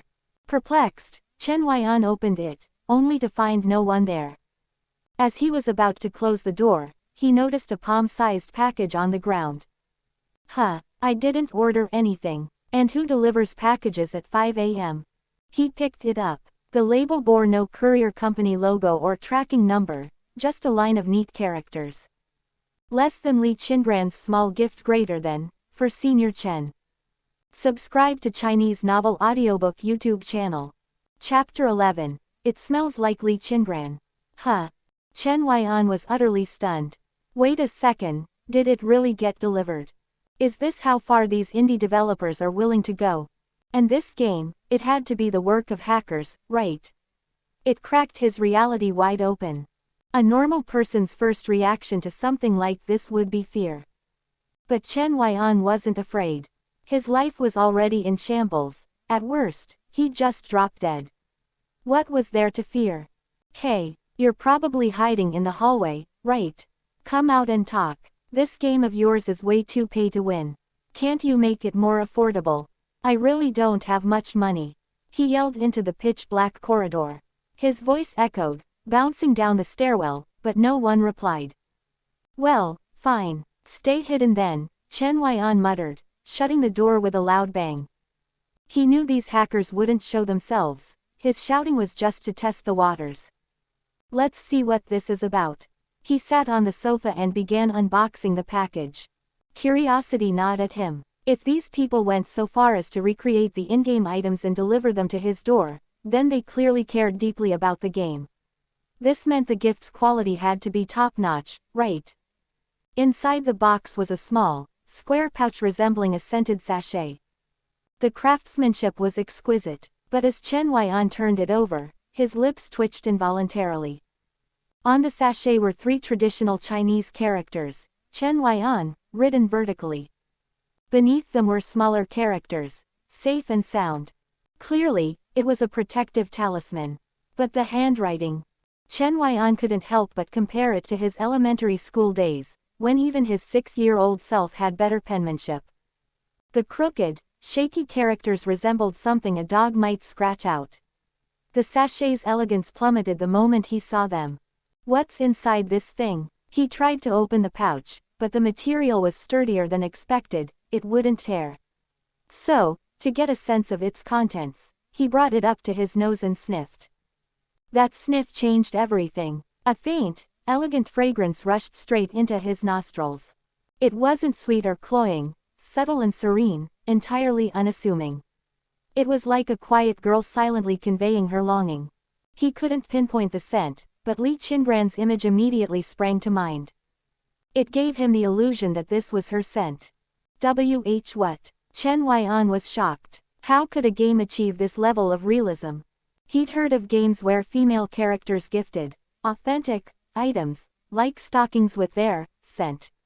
His college roommate had received such a thing once. But those always smelled like cheap perfume, tacky and artificial, stirring no connection whatsoever. This talisman was completely different. No matter how he sniffed it, lying down, sitting upright, or even while viewing his favorite teacher's profile, it still brought Li Qingran to mind. Incredible. Chen Huaian slapped his thigh. Why waste this technology on a game's monetization schemes? If they marketed a perfume brand with this kind of innovation, they'd be raking in billions. In the end, Chen Huaian decided to wear the talisman. Why? Because it truly felt like it was made by Li Qingran herself. By mid-morning, Chen Huaian had his affairs in order. He stopped by a shop near the hospital to shave his head bald. He uploaded his cancer diagnosis to his livestream account's profile, recorded a motivational vlog with the help of his doctor, and reluctantly spent 1,000 yuan on advertising. For lunch, he had 3 liang of dry noodles at a local diner. By afternoon, he was on a plane to Mount Tais. His livestream profile exuded boldness and a dash of melodrama. Youth has no price. Life is lived only once. My name is Chen Huaian, and I've been diagnosed with terminal cancer. In my remaining days, I will defy fate, mock death, and push my physical limits to make my life burn as brightly as possible. Today's challenge: climb Mount Tais in 5 hours. By the time he reached the base of Mount Tais, it was already 7 p.m. His plan was to begin the climb at midnight. Reaching the summit around dawn, he'd witness the sunrise and fulfill one of his small dreams. As for how much money he might earn, he wasn't sure. Terminal cancer patients climbing Mount Tais wasn't exactly common, and on top of that, his legs were genuinely in terrible shape. His ankles were swollen to the point where even wearing shoes was painful. In this condition, walking was agony, let alone climbing a mountain. He found a bench at the mountain's base and lay down for 3 hours to conserve energy. At 10 p.m., feeling rested, Chen Huaian pulled out his phone again. First, he opened the game to check on Li Qingran. The girl was already awake, meditating on her bed. On the table next to her were some clean plates and a basket of fruit, barely touched. These were all things he'd fed her earlier in the game. Such a hard-working girl. Just looking at her brought Chen Huaian a sense of calm. He took a deep breath, his lips curling into a faint smile, and opened his livestream account. His vlog had already gained attention over the past half-day, and over 100 people had set reminders for tonight's livestream. The numbers were nothing compared to professional outdoor streamers, but for Chen Huaian, it was a promising start. The hardest part is always the beginning. Chat comments. Streamer, how can you prove you're terminally ill? You're not just trying to scam people for sympathy donations, are you? Climbing Mount Ties with terminal cancer. And in 5 hours. You said you have bone cancer, right? At least make your lies logical. Haha, this is so fake. As expected, the initial chat was full of doubt and mockery. Chen Huaian didn't respond immediately. Instead, he silently invested in another wave of livestream promotions. When his viewer count hit several hundred, he finally spoke. Hello, everyone. My name is Chen Huaian. As a terminal cancer patient, I will climb Mount Ties in 5 hours, live streaming the entire journey unedited. My profile contains my diagnosis, payment receipts, and medical records. If you suspect forgery, you can request verification from the relevant hospital. I welcome any scrutiny. With that, he flipped the camera to show his legs. Pulling up his pant legs and removing his shoes and socks, he revealed his swollen ankles, mottled with burn-like marks. Rolling the pants higher, he showed how the swelling extended up to his knees. As you can see, my body is in poor condition. Every step I take causes immense pain and places a heavy burden on me. Switching the camera back, Chen Huaian rubbed his bald head and gave a carefree smile. But I will prove myself. I will trample this disease beneath my feet, mock fate's impotence, and flip off the Grim Reaper. When the sun rises, I'll share that moment of triumph with all of you watching. The combination of meticulously prepared medical documentation, his scarred legs, his glaringly bald head, and his relaxed, confident smile. It silenced the livestream chat completely. Chapter 12. We're here to expose you, single female lead armor stacking. ? Oh my god, this is so touching.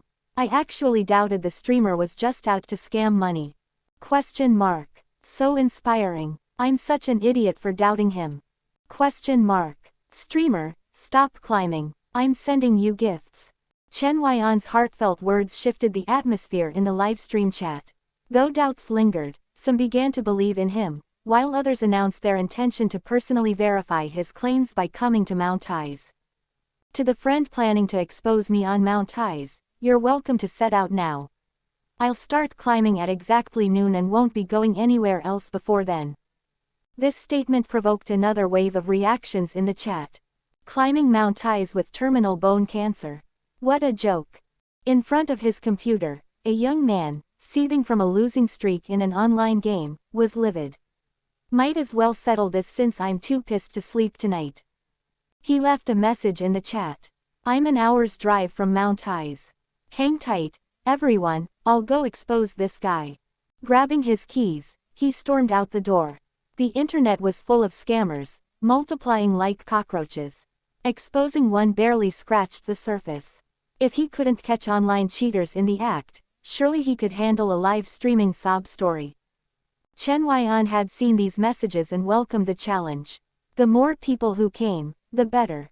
Not only could he prove he truly had cancer, but it would also boost his livestream's popularity. If his numbers caught the attention of high-tier accounts, his chances of earning money would skyrocket. Don't forget to follow, everyone. I don't have much time left. Right now, I'm racing against the clock. After this climb, I plan to try more extreme sports, like skydiving or bungee jumping. His words once again ignited the chat, drawing both ridicule and encouragement. By noon, all eyes were on whether Chen Huaian truly had cancer and whether he could reach the summit of Mount Taiz within 5 hours. If he didn't, the audience could count on the so-called exposers to deliver the truth, and enjoy the spectacle regardless. As noon approached, Chen Huaian rechecked his gear. To attempt the climb with terminal cancer, he needed to travel light. Initially, he planned to bring 2 power banks but decided to take only one to reduce weight, slinging it over his shoulder. His phone battery, already unreliable, had dropped to 27% after just 2 hours of streaming. With the power bank, he hoped to last until the descent. "Are you Chen Huaian?" a voice called out behind him. Turning, Chen Huaian saw a young man, 2 middle-aged men, and a punk-style girl. "Are you from the livestream chat?" "That's right. We're here to expose you," Zhang Rui replied coldly, smirking. On the way to Mount Taiz, Zhang Rui had coordinated with several other chat members intending to confront Chen Huaian. To ensure he couldn't flee, they gathered at the entrance before approaching him, effectively blocking any escape route. "Nice to meet you all." Chen Huaian greeted them with a smile. "I thought this would be a solo journey, but it's even better to have company." Zhang Rui ignored the pleasantries, pointing at Chen Huaian's leg. "That lump on your leg, it's fake, right? Pull up your pants and let us see." Unfazed, Chen Huaian rolled up his pants. Zhang Rui and the others shone their flashlights on his leg. The punk girl reached out and pressed on the lump, only to gasp and cover her mouth.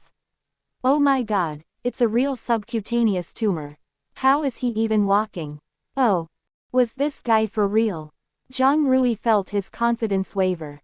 Looking away, he muttered, "A tumor doesn't prove it's bone cancer." "This is osteosarcoma," Chen Huaian said with a calm smile. "You can look up information online and compare it to mine.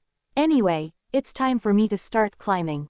Zhang Rui opened his mouth as if to say something, but Chen Huaian had already hoisted his livestream setup and begun the climb.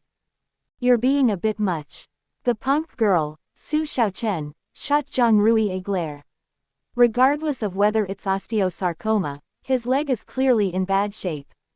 Considering all the evidence, the chances he's lying are slim. "Show some compassion." "She's right, young man," one of the middle-aged men agreed. "My father died of cancer, osteosarcoma, in fact.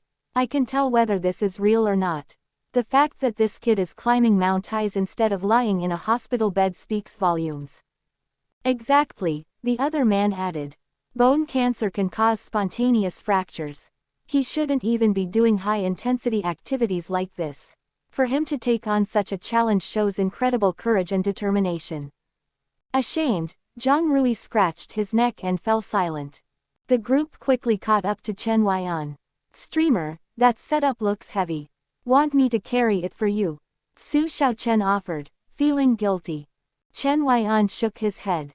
"No need. Carrying it myself makes it easier to adjust the camera angle, and holding the rig is part of my commitment to my audience."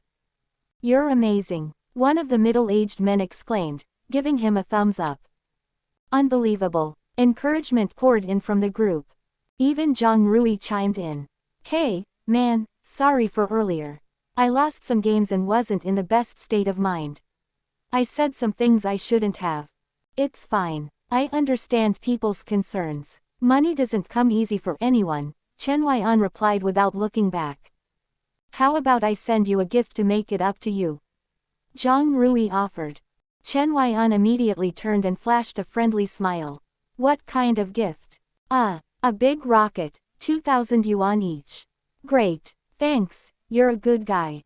Zhang Rui. It was clear to him now, this streamer was genuinely sick, but he was also genuinely out to make money. Still, Zhang Rui couldn't blame him. If he was battling cancer, it made sense to earn what he could for treatment. Zhang Rui's financial situation wasn't bad, so he decided to send the gift.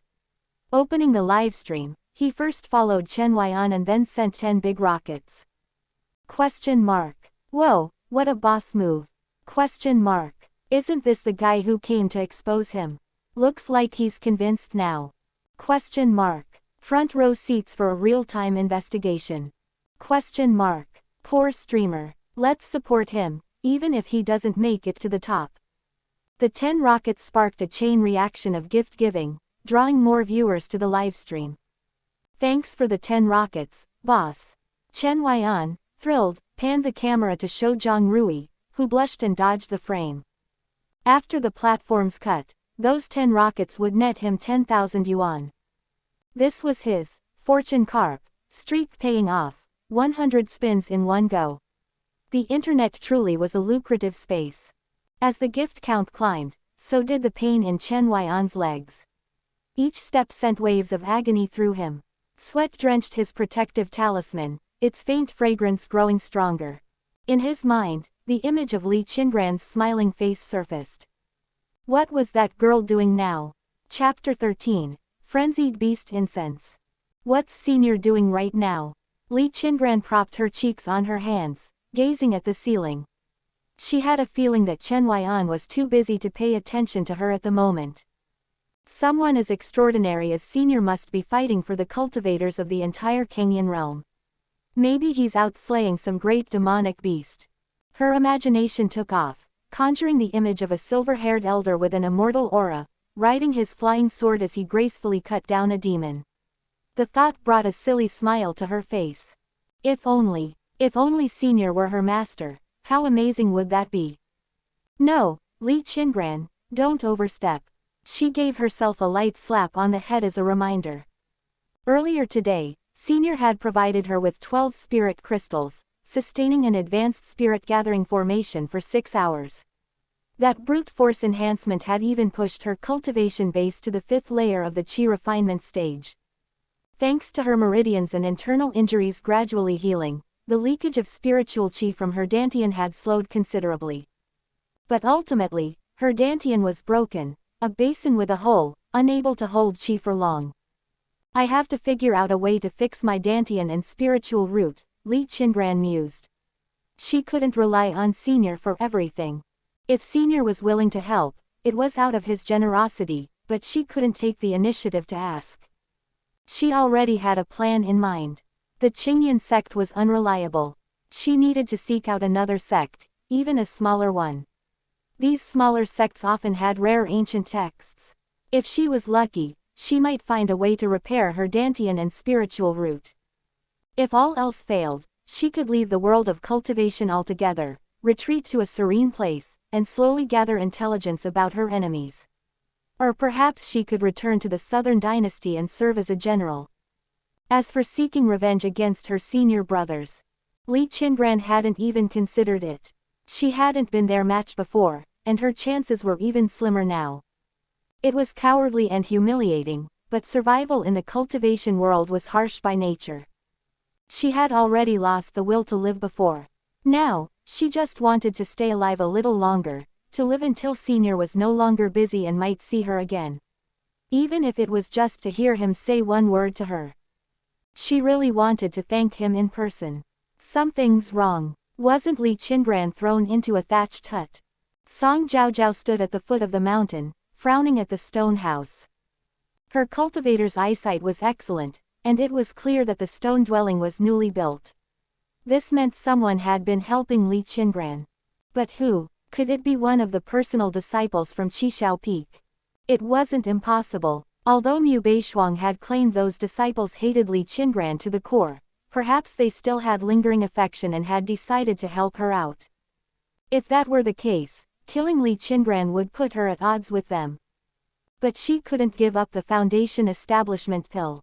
After weighing her options, Song Jiaojiao decided to test the waters first, to see if those personal disciples had left any protective measures around Li Qingran's residence. She retrieved a half-meter-long red incense stick from her storage ring. This was the frenzied beast incense. Its aroma had a wide spread and was nearly undetectable to cultivators but could attract beasts with a keen sense of smell. Normally, it was used during beast hunts, but in certain circumstances, it was also a deadly weapon. Her original plan was to storm the hut, kill Li Qingran, and feed her corpse to the beasts in the mountains. But now, the plan had to change. She couldn't risk approaching, so she would use the incense to incite beasts to do the job. Even though a beast rampage might attract the sect's attention, it was worth the risk. Li Qingran, when a wall collapses, everyone gives it a push. Don't blame me for this. Song Jiaojiao lit the red incense and flicked her fingers. The incense flew through the air and lodged in a tree near the stone house. After setting up a formation to conceal her aura, she retreated to a safe distance. When the beasts arrived, some were bound to be ferocious. The formation was her safety net. All she had to do now was wait and watch. The beasts would need time to pick up the scent and gather. Inside the stone house, the sleeping girl was completely unaware of the approaching danger. At 5 in the morning, the horizon began to brighten faintly. Chen Huaian was close to the summit. But he was in a terrible state. The wind was strong and the temperature low near the peak. Many tourists, sweating heavily at the halfway point, found themselves shivering as they neared the summit. They either quickened their pace to warm up or stopped by a mountainside restaurant for some hot porridge. Chen Huaian, however, was different. His face was pale, his entire body soaked in sweat. Every step was shaky, and sweat dripped from the hem of his soaked shirt. This was pain. He had only eaten 2 pieces of bread along the way, drinking water constantly to sustain himself. Though his pace was unsteady, his steps were resolute. His back was straight, his gaze calm, fixed firmly ahead. The light in his eyes made him look like a pilgrim. Dude, let me carry you. Don't climb anymore. Zhang Rui's voice cracked as he held back tears. Tonight's events would stay with him for life. He had watched, step by agonizing step, as a man with legs riddled with osteosarcoma endured excruciating pain to climb the endless stone stairs. Even the 2 middle-aged men and the punk girl, Su Xiaochen, were gasping for breath. Zhang Rui, who worked out regularly, had the stamina, but the mental pressure weighed heavily on him. Every time he saw sweat dripping from Chen Huaian's soaked shirt, it was like a blow to his heart. Chen Huaian had never once complained. He had faced their hostility with tolerance and peace. Behind Chen Huaian, it wasn't just the 4 livestream followers. A growing number of tourists, initially planning to turn back, had joined after hearing his story. The group swelled into a massive procession, a winding dragon on the stone steps. Almost there, Chen Huaian looked up at the summit and smiled. He had to make it. An hour earlier, a viewer with a level 57 account had promised to send 66 inches drum and gong city gifts, each worth 2,888 yuan, if he reached the summit by sunrise. After platform cuts, it would net him 95,000 yuan. With additional donations from tourists, tonight's earnings could reach 120,000 yuan. Of course, there was always the chance the viewer was bluffing. But Chen Huaian didn't care. He would have climbed regardless of gifts. It wasn't just about money. He wanted to push his limits in the time he had left, to see how much light he could still bring to the world. But just 98 steps from the summit, a sudden, intense pain shot through his right leg. His balance faltered, and he fell to his knees on the stone steps. Su Xiaochen instinctively looked at his leg, her face paling as she clamped her hands over her mouth. Ah, his leg, his leg. Gritting his teeth, Chen Huaian looked down. His right leg, from the ankle to the knee, was grotesquely twisted out of shape. He had fractured it. Chapter 14. A mirage. Pathological fractures are a common symptom among bone cancer patients. The destruction of bone tissue by cancer cells makes the bones soft and brittle, prone to breaking. It was only a matter of time before this happened to Chen Huaian. Pain had become so constant for him that it felt almost numb now. The physical torment was still bearable, the emotional pain hardly registered anymore. Nothing could compare to the grief of watching his parents perish in a fire years ago. So, amidst the concerned glances and murmured questions of nearby tourists, Chen Huaian calmly adjusted his camera and said to Zhang Rui, who was helping him up, "Bro, do me a favor, open my backpack." "Dude, forget the backpack. Call an ambulance already. Your leg's broken." Zhang Rui was dumbfounded by how detached Chen Huaian seemed, as though the twisted leg weren't even his. "Call all you want, the ambulance can't drive up here. Just open my bag, I've got my own plan." Skeptical but unwilling to argue, Zhang Rui opened the bag and handed it to Chen Huaian. From it, Chen Huaian pulled out a folded crutch. Zhang Rui. The tourists. Wait a minute, bro, is this your big plan? They'd expected at least some painkillers, maybe something miraculous, not this. Alright, let's keep going. Chen Huaian expertly unfolded the crutch and supported himself. Bone cancer patients were prone to fractures, so he'd gotten used to walking with a crutch beforehand to avoid being caught off guard when it finally happened. And now it had. In a way, it felt like kissing fate on the lips. In the livestream, viewers were silently liking and sending gifts. Some begged him to head back down, while others, having abandoned their doubts about his illness, focused only on whether this relentless man could complete his journey. That bent leg symbolized the oppression of fate and the mockery of death, while the crutch in his hand was a bold middle finger to both. He wasn't just climbing to the top, he was defying fate, even with his broken leg. The tourists watched in awe as he struggled upward. In their hearts, they believed this young man must have an extraordinary purpose. Let's go. Just a few more steps to the 90,000 yuan sponsorship. I'm gonna draw 1,000 spins from the fortune carp pool. Chen Huaian gritted his teeth, his face contorted with pain as he eyed the diminishing steps. Primordial heaven mending pill. Ha ha ha. A mere heaven mending pill.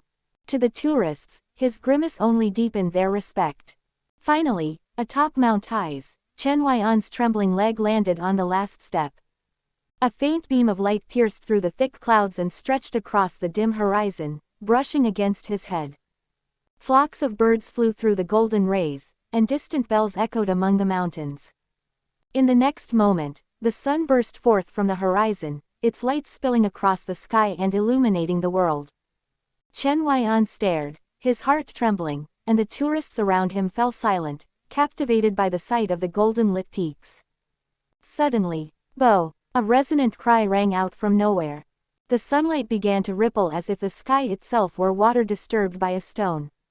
In the shimmering waves of light, a procession of ancient ceremonial figures appeared.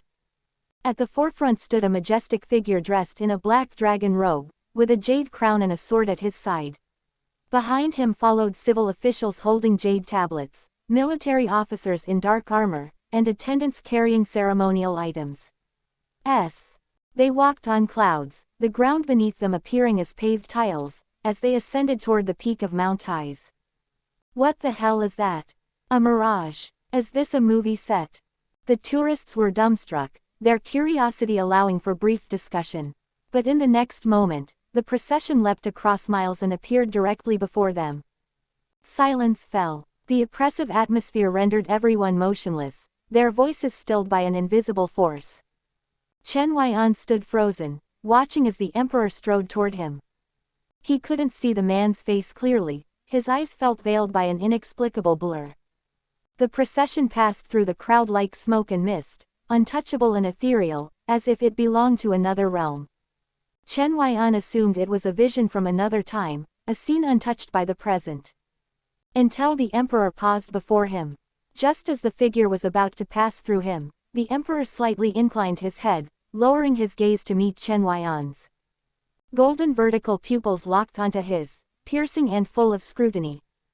Chen Huaian's scalp tingled. He swore the emperor was looking directly at him, not a coincidence, but a deliberate gaze. In that moment, he could feel the weight of judgment in the emperor's eyes. And then, as quickly as it began, the moment ended.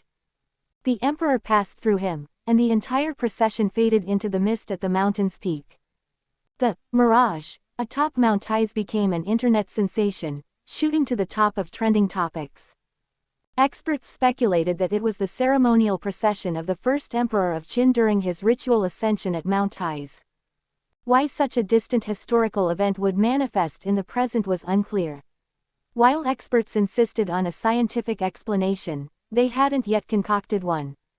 Chen Huaian wasn't bothered by the online frenzy, nor was he concerned about the emperor's gaze. As a steadfast materialist, if someone told him his house had a ghost, his response would be to head to the store and buy a box of Okamoto 001 condoms, not for anything else, just to support biodiversity. Meanwhile, the level 57 viewer kept his word. 66. Drum and Gong City. Gifts arrived. totaling nearly 95,000 yuan after platform cuts.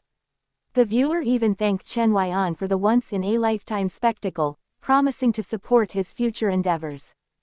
Chen Huaian couldn't be happier. He loved this kind of genuine fan. The livestream ended as his phone battery died. After a quick goodbye, he prepared to descend the mountain. "Bro, how are you planning to get down? Cable car or sedan chair?" Zhang Rui asked, utterly impressed by Chen Huaian. "Cable car, of course," Chen Huaian replied. It was faster and cheaper, leaving him more time to recharge and check in on his virtual girlfriend. With 120,000 yuan in the bank, Chen Huaian considered his options. Was it worth throwing money at treatments like chemotherapy, with a low survival rate even after amputation? Or should he simply enjoy the time he had left? As he pondered, Zhang Rui and the others helped him to the crowded cable car station. Just as Chen Huaian was about to board, his talisman's string inexplicably snapped, and it fell to the ground. Bending down to pick it up, he moved slowly, prompting irritated, insulting remarks from the tattooed men already in the cable car. Suddenly, boom, the ground beneath Mount Tais shook violently. Chen Huaian lost his balance, tumbling down to the ticket hall as chaos erupted. "Look out!" Screams echoed as debris rained down, accompanied by the shattering of glass and the earth-shaking sound of falling rocks. Chapter 15. If There's a Next Life.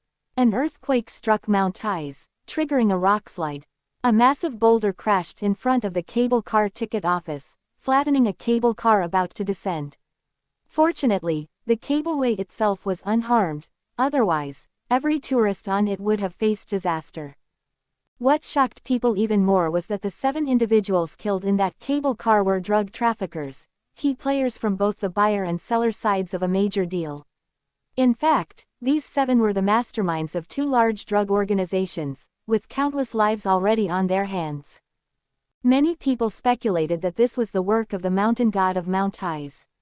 Others connected this sudden event to the mirage of the function ceremony that had recently appeared. This was all something Chen Huaian learned later. The first thing he did after descending the mountain wasn't calling an ambulance, it was finding a small convenience store to borrow a power bank. As he charged his phone, he nonchalantly opened the virtual girlfriend game and sat down on a chair, looking entirely unconcerned. Next to him, Zhang Rui was anxiously calling emergency services. Zhang Rui felt that Chen Huaian's fractured bones were partially his fault. If he hadn't made such cruel remarks earlier, maybe Chen Huaian wouldn't have insisted on climbing Mount Tais. "I need to check what my virtual girlfriend is up to." As soon as the game loaded, Chen Huaian was bombarded with notifications. "You have 130 days of lifespan remaining. Your virtual girlfriend, Li Qingran, has been attacked by a small beast hide. Your virtual girlfriend, Li Qingran, is fighting fiercely. Your virtual girlfriend, Li Qingran, has been injured. Your virtual girlfriend, Li Qingran, is severely wounded." What the heck? Chen Huaian's heart clenched. How did she get hurt after just a short mountain hike? Why would there be a beast hide in the middle of the night?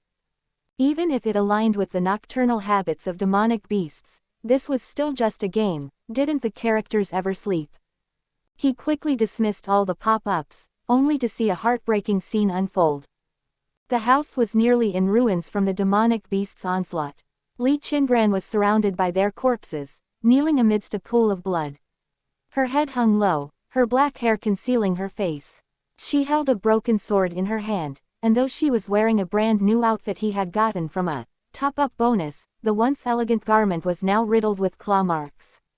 Beneath the tattered fabric, her wounds were gruesome and bloody. Your virtual girlfriend, Li Qingran, is in critical condition. So close, but I still couldn't meet Senior one last time. Li Qingran felt herself nearing death. She barely raised her head to look through the hole in the ceiling at the sky beyond. Her pale, haggard face was devoid of color, and her once bright eyes grew dimmer by the second, her vision fading into gray. 19 years in this world, all filled with bitterness. Her father had died on the battlefield, and her mother had been poisoned by assassins from an enemy nation. She had hoped that joining the Cangyun sect would give her a chance to avenge her parents, only to find herself jumping from one quagmire into another. The cultivation world's rigid rules forbade interference in mortal affairs. Yet these rules only served as chains to bind ordinary cultivators. Determined to rise above those rules, she had poured her heart and soul into cultivating, striving to one day bring peace to her parents' restless spirits. Now, however, she had been expelled from her sect, her Dantian and spiritual root destroyed, leaving her in utter despair. A sparrow flew across the hole in the ceiling, catching a glimmer of light in her dull eyes. In just 2 short days, every moment spent with Senior played vividly in her mind. Even though he had never physically appeared, he had shown her an unselfish kindness and warmth. In this life, Qingran has no strength left to repay Senior's kindness. Cough, cough, cough. She hunched over, coughing blood mixed with tears. The crimson liquid trickled down the corner of her mouth, drop by drop.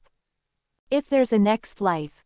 A demonic beast, sensing her vulnerability, leapt forward to tear her apart. At that moment, countless streaks of lightning descended from the heavens.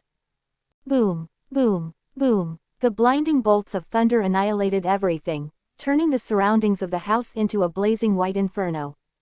Song Jiao Jiao, hiding within a concealed formation nearby, stared at the scene in utter shock. What had she just witnessed? A barrage of thunderfire talismans falling from the sky, raining destruction upon the demonic beasts.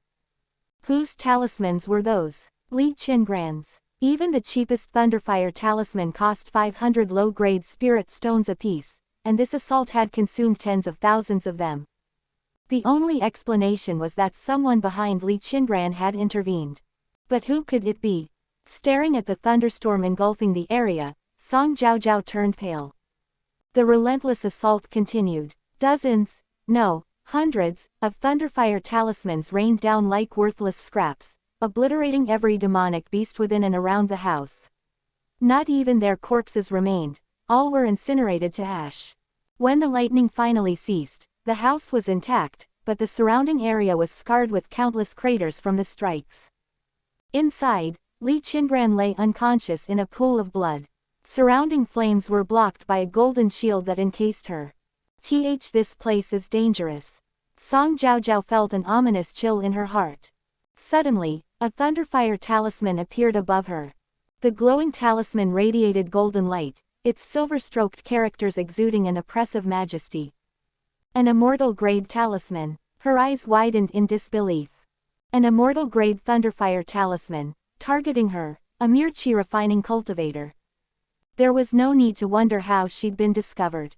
To someone who could casually toss out talismans like trash, her concealment formation was a child's toy. Ha, ha ha, she let out a bitter laugh. The next second. Boom, a lightning bolt as thick as a barrel struck, obliterating her formation and reducing her to nothingness. Seeing all the red markers vanish from the map, Chen Huaian finally relaxed a little. Not even breaking his bones or dodging falling rocks on Mount Highs had made him this tense. It. Can't this game give a warning for enemy attacks? Leave for a moment, and the base gets ambushed. He'd just rolled the fortune carp pool 500 times. The prizes were either spirit stones, thunderfire talismans, or transmission talismans. Spirit stones weren't ideal, but thunderfire and transmission talismans were worth the investment. Among them, several premium and top-grade talismans had been drawn, and even 2 immortal-grade ones. Just now, he had used one of the immortal-grade talismans to kill the sneaky mini-boss hiding nearby. Oh, and he had also pulled a top-grade artifact, the silken string sword. Top-grade artifacts were invaluable, likely weapons commonly used by Foundation establishment cultivators. But now wasn't the time to calculate profits. With a grave expression, Chen Huaian tapped on Li Qingran's character. Status: severely injured, critical condition. Cultivation progress: 1456 4999, 5th layer. Remaining lifespan: minutes. Favorability: 35. Admiration. For injuries this severe, the correct course of action is to administer medicine. Chen Huaian opened her storage ring and dragged a top-tier immortal-grade Great Recovery Pill from his monthly subscription reward to her mouth. However, a notification popped up. Your virtual girlfriend, Li Qingran, is in critical condition and unable to ingest the pill. Administration failed. The game's adherence to realism and logic was almost too impressive. Chen Huaian muttered to himself. Did the developers aim to qualify this game for the civil service exam or what? Chapter 16. The urge to prick something. Finding that the expensive item couldn't be used, Chen Huaian decided to contact customer service. Instead, he used the day's free heavenly divination. How can I heal Li Qingran's injuries? Performing heavenly divination for you. Boom. The skies over the Cangyun Realm churned. Numerous sect elders and nascent soul-old monsters were startled awake from meditation. Good heavens! Who is attempting heavenly divination again? It's only been 2 days. Could it be some grandmaster skilled in divination? Perhaps the patriarch of Ansi Chant Hall. Alas, the spiritual qi in the Cangyun Realm is dwindling by the day. These powerful figures must be growing desperate. Let us focus on our own closed-door cultivation and strive to break through our bottlenecks. Evacuate. Evacuate. If they uncover the secrets of our demonic sect, it could ruin our plans. Heavenly divination complete. You may use either transmission and recovery, or golden needle acupuncture, to heal Li Qingran. The former offers moderate effects, restoring 30% of her injuries, while the latter provides powerful healing, fully recovering all current injuries except for her Dantian and spiritual root damage. The virtual girlfriend shop has captured a trace of heavenly insight. Would you like to purchase the lost skill, Golden Needle Acupuncture, for 9,998 yen? Once purchased, this skill will become a permanent feature and can be upgraded. Each use will only require purchasing needle consumables. Chen Huaian. He was losing his mind. The in-game shop was now capturing heavenly insights. What was next? Tracking heavenly insights in toilets and bathtubs. And 9,998 yen for a single skill. Fine, but having to pay for upgrades and needle consumables too. Did this game even consider players as human beings? But when Chen Huaian glanced at the blood-soaked Li Qingran, he couldn't help but think of his late parents. Though his family hadn't been wealthy, his parents had always tried to give him the best. For the first time, he could somewhat empathize with their sacrifices. Top up. Congratulations on obtaining the lost skill, Golden Needle Acupuncture. Technique activated. Flowing Cloud Hands. Technique activated. Spring Revival Acupuncture LV1. Consumable needed. Special silver needles, 64 units, totaling 640 yen. Please top up to purchase. Chen Huaian clenched his fists, gritting his teeth. You think I'm not paying, huh? Please top up. Fine, just take my money. As shameless as the game was, he couldn't abandon Li Qingran. Another 640 yen vanished from his account. With the skill unlocked and materials purchased, he asked, what's next? Please undress Li Qingran for treatment. Chen Huaian froze, typing a slow into the chat box. Finally, it's happening. Wait, no, now wasn't the time for such thoughts. Saving her life was the priority. Who called 120? Who needs treatment? Paramedics rushed over as the ambulance arrived. Zhang Rui pointed to Chen Huaian, who was focused on his phone with an intense glow in his eyes. Him. What's wrong with him? The paramedic, at a glance, couldn't see any apparent injuries. He's in the late stages of bone cancer, with osteosarcoma. His leg is fractured from climbing Mount Tais. Late-stage bone cancer and a fractured leg from climbing Mount Tais. The paramedic's eye twitched. Was this even coherent? Skeptical, he assumed Zhang Rui was joking. After all, the young man seemed engrossed in his phone, showing no signs of pain. Shouldn't someone with a broken leg be clutching it in agony, pale and wailing? And late-stage cancer. Was this guy one of the 18 copper men of Shaolin, immune to pain? R.A.E. Still, to err on the side of caution, the paramedic examined Chen Huaian's leg. Pulling up the pant leg, his expression immediately darkened. Quick, get a stretcher down here. The young man's leg was indeed fractured, with visible subcutaneous cysts, the hallmark of osteosarcoma. His shin was severely deformed, the fractured area swollen with a large purplish-red lump full of clotted blood. If left untreated, his leg would be beyond saving. Then again, with the tumors so advanced, the leg might already be beyond saving. The paramedics carried Chen Huaian onto the stretcher, stunned by his calm demeanor. It was their first time encountering such a composed patient. "Dude, why are you still playing on your phone?" Zhang Rui couldn't believe it. What kind of game was so engrossing? From his angle, Chen Huaian's screen was completely black. Was he hallucinating? As the ambulance drove away, Zhang Rui returned the borrowed power bank to the store, his thoughts growing darker. Could Chen Huaian have a mental illness? It would explain his insensitivity to pain and apparent indifference to death. Realizing he had been rude to someone with terminal cancer and possible mental issues, Zhang Rui slapped himself. I'm such an hole. In the ambulance, two nurses watched Chen Huaian, still intensely tapping on his phone. His screen was pitch black, and yet he seemed completely engrossed. In Chen Huaian's perspective, he was focused on treating Li Qingran using golden needle acupuncture. Her clothing had been loosened, purely for treatment purposes, of course. He held the phone close to his face, not for any ulterior motives but to avoid awkwardness. Besides, seeing her body covered in countless wounds left no room for improper thoughts. The game's interface displayed a floating acupuncture map over her body, with bright points marking the necessary needle placements. Even private areas were obscured by the overlay. He barely noticed any details beyond the flashing points. He was too busy keeping up with the frantic rhythm, which felt like an S-tier Dance Revolution challenge. A nurse waved a hand in front of his face, frustrated by his lack of response. "Sir, the doctor is speaking to you." Chen Huaian tilted his head to dodge her hand without looking up. "Sorry, I'm busy. Please wait a moment." The doctor sighed, sharing a glance with the nurse. Quietly, he said, "Prepare his admission paperwork. I'll fetch Dr. Wu from psychiatry." The medical team had just left when Chen Huaian completed the procedure. With the final needle twist, streaks of azure energy surged from the 64 silver needles. Li Qingran's bleeding wounds instantly closed, her injuries healing rapidly without a scar left behind.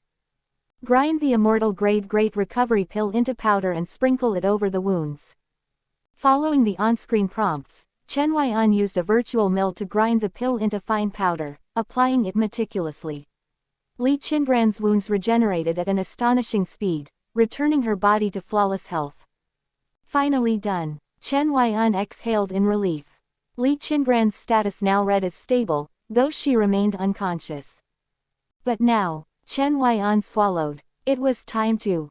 Battery low. Just as he prepared to admire Li Qingran's beauty, his phone died. No way. He stared at the blank screen in disbelief, frozen for half a minute before clenching his teeth. Where was that power bank from Mount I's? It was only then that he noticed something off. He wasn't at the mountain anymore. Looking around in confusion, he realized he was in a hospital. When did I get here? Did I teleport? Kid, keep it down. I'm trying to sleep, a dry, elderly voice croaked from the next bed. Turning his head, Chen Huaian saw an old man with a bandaged leg, dark circles under his eyes from what was likely a sleepless, pain-filled night. Chen quickly quieted down. However, his gaze soon fell on a set of silver needles on the old man's bedside table. He flexed his fingers, itching with anticipation. That small, thrilling sensation. He just wanted to prick something. Subscribe to Chinese Novel Audiobook YouTube channel. Chapter 17. Could Chen Huaian be a genius? That's right, this intense feeling wasn't an illusion. It even made Chen Huaian unable to control his sinful hands. He grabbed the set of silver needles, glanced at the old man next to him, and a sinister smile appeared on his lips. That smile carried a mix of recklessness, lewdness, arrogance, nonchalance, and, most importantly, 88% eagerness. Then he opened the needle case. Inside lay 36 silver needles. As his fingers brushed over the needle tips, a familiar sensation surged through him, as if he were caressing his girlfriend's fingers. "Forgive me." Chen Huaian silently clasped his hands in apology toward the old man beside him. Then, he pinched a silver needle and reversed his grip before stabbing it into his own leg. Using a needle that someone else had touched to stab his own leg, wasn't this a kind of NTR for the needle itself? This was his way of expressing his deep apology to both the old man and the needles. But why didn't he stab the old man instead? Was he crazy? While he had a strange feeling and a bit of curiosity, randomly stabbing others was not something he would do. However, stabbing himself didn't burden his conscience. After all, he was dying anyway and would try anything on himself. His gaze fell on his leg. A network of acupuncture points emerged faintly before his eyes, overlapping with the diagrams he'd seen in the game. His fingers moved like lightning, and the needles flew as smoothly as clouds and flowing water. In the blink of an eye, all 36 needles were embedded in his right leg. Chen Huaian took a deep breath and held it. Next, he adjusted the depth of each needle, twisted their ends, and stimulated the acupuncture points on his leg. His hand, which normally trembled when holding a water bottle, was now as steady as a rock. After a while, he finished administering the needles. Chen Huaian returned the needles to their case and placed it back in its original position. The strange itch in his heart finally subsided. Ah, much better. He rubbed his hands in satisfaction and left. The injured leg was his right leg, so that's where he had applied the needles. At this moment, the bruising on his leg was already showing signs of fading. While the bones were still misaligned, the primary concern with fractures wasn't the break itself but the tissue damage and bruising that came afterward. Reducing the swelling was crucial. The acupuncture session hadn't even lasted 10 minutes, but the results were clear. The swelling had diminished, and the bruising was receding. Even Chen Huaian found it hard to believe. Wait, is this game really that hardcore? It wasn't just a game, it was actually teaching him something useful. But of course, not everyone could learn this. How many people could replicate the acupuncture techniques and memorize the diagrams after just one try? And yet, hadn't his memory always been bad before? This was starting to get weird. Chen Huaian pondered for a moment.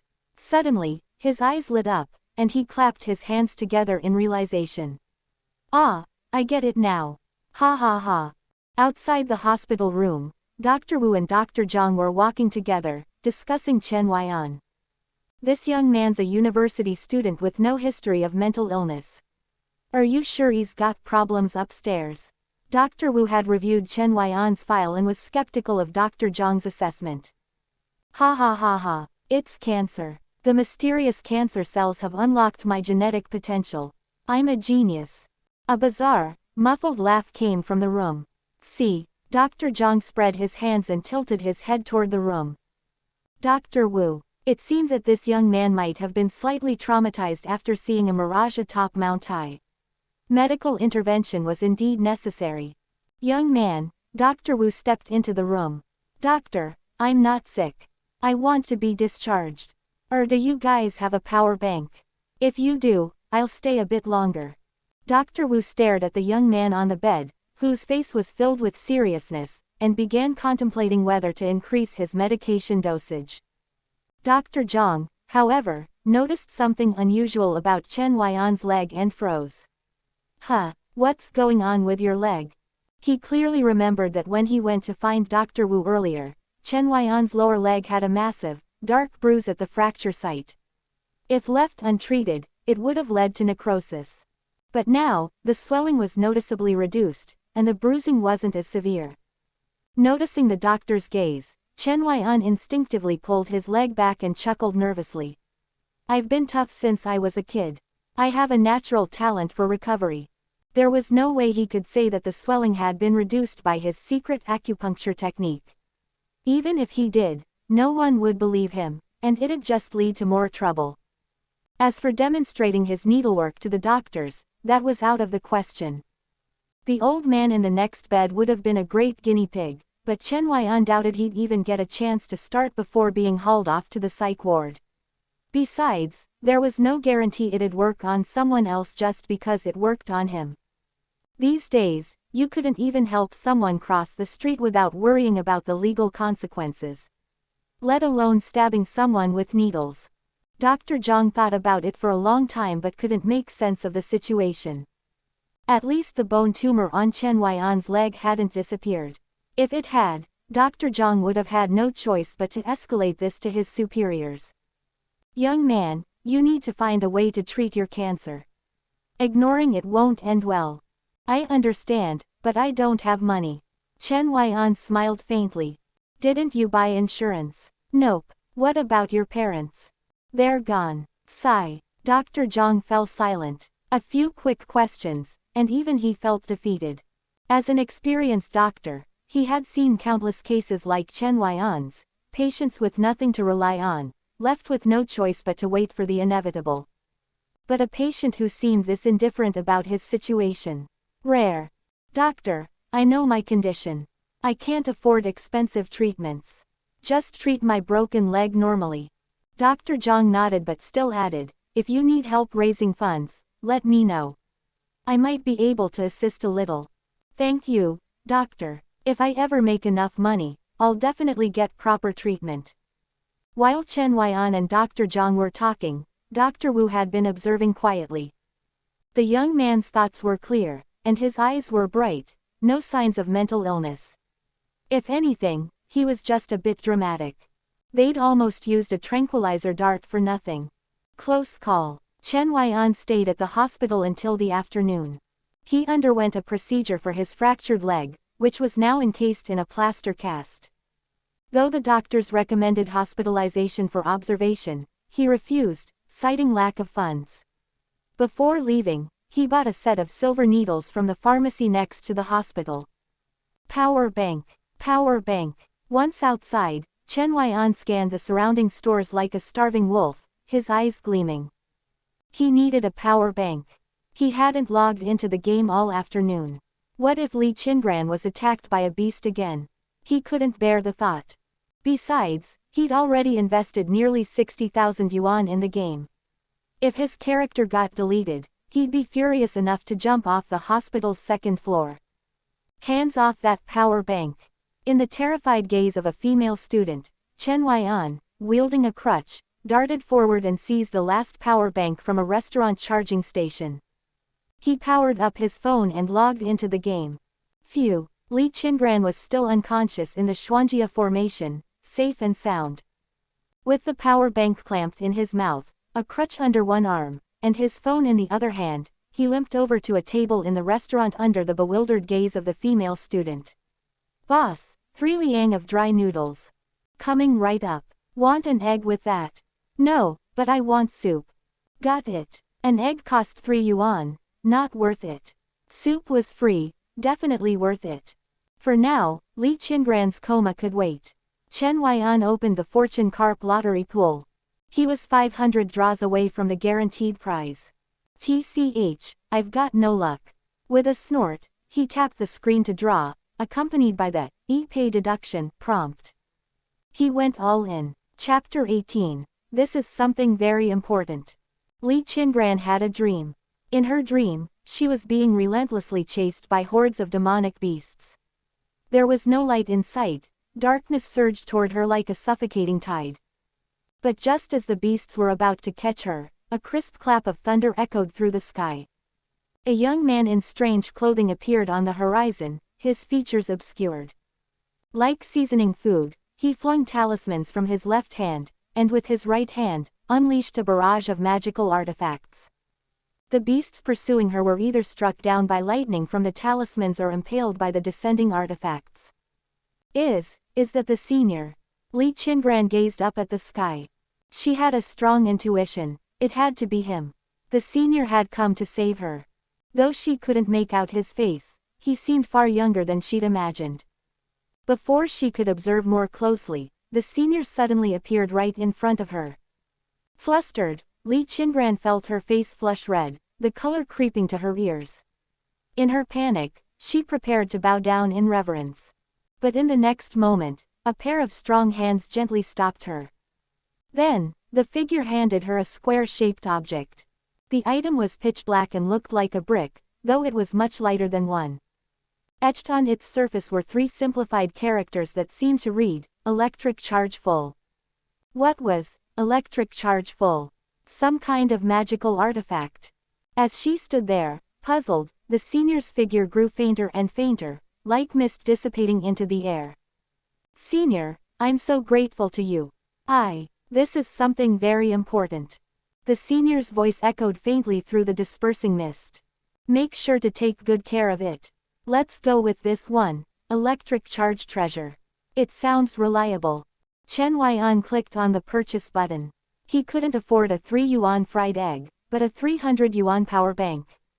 That was an instant buy. After his earlier ordeal, he was now terrified of being without a power bank. From now on, he vowed to carry one at all times, and it had to have plenty of capacity. As for replacing his phone, he had considered it. But could he transfer the My Virtual Girlfriend game to a new phone? After all, it wasn't even a proper app but a mysterious virus-like program with no installation file.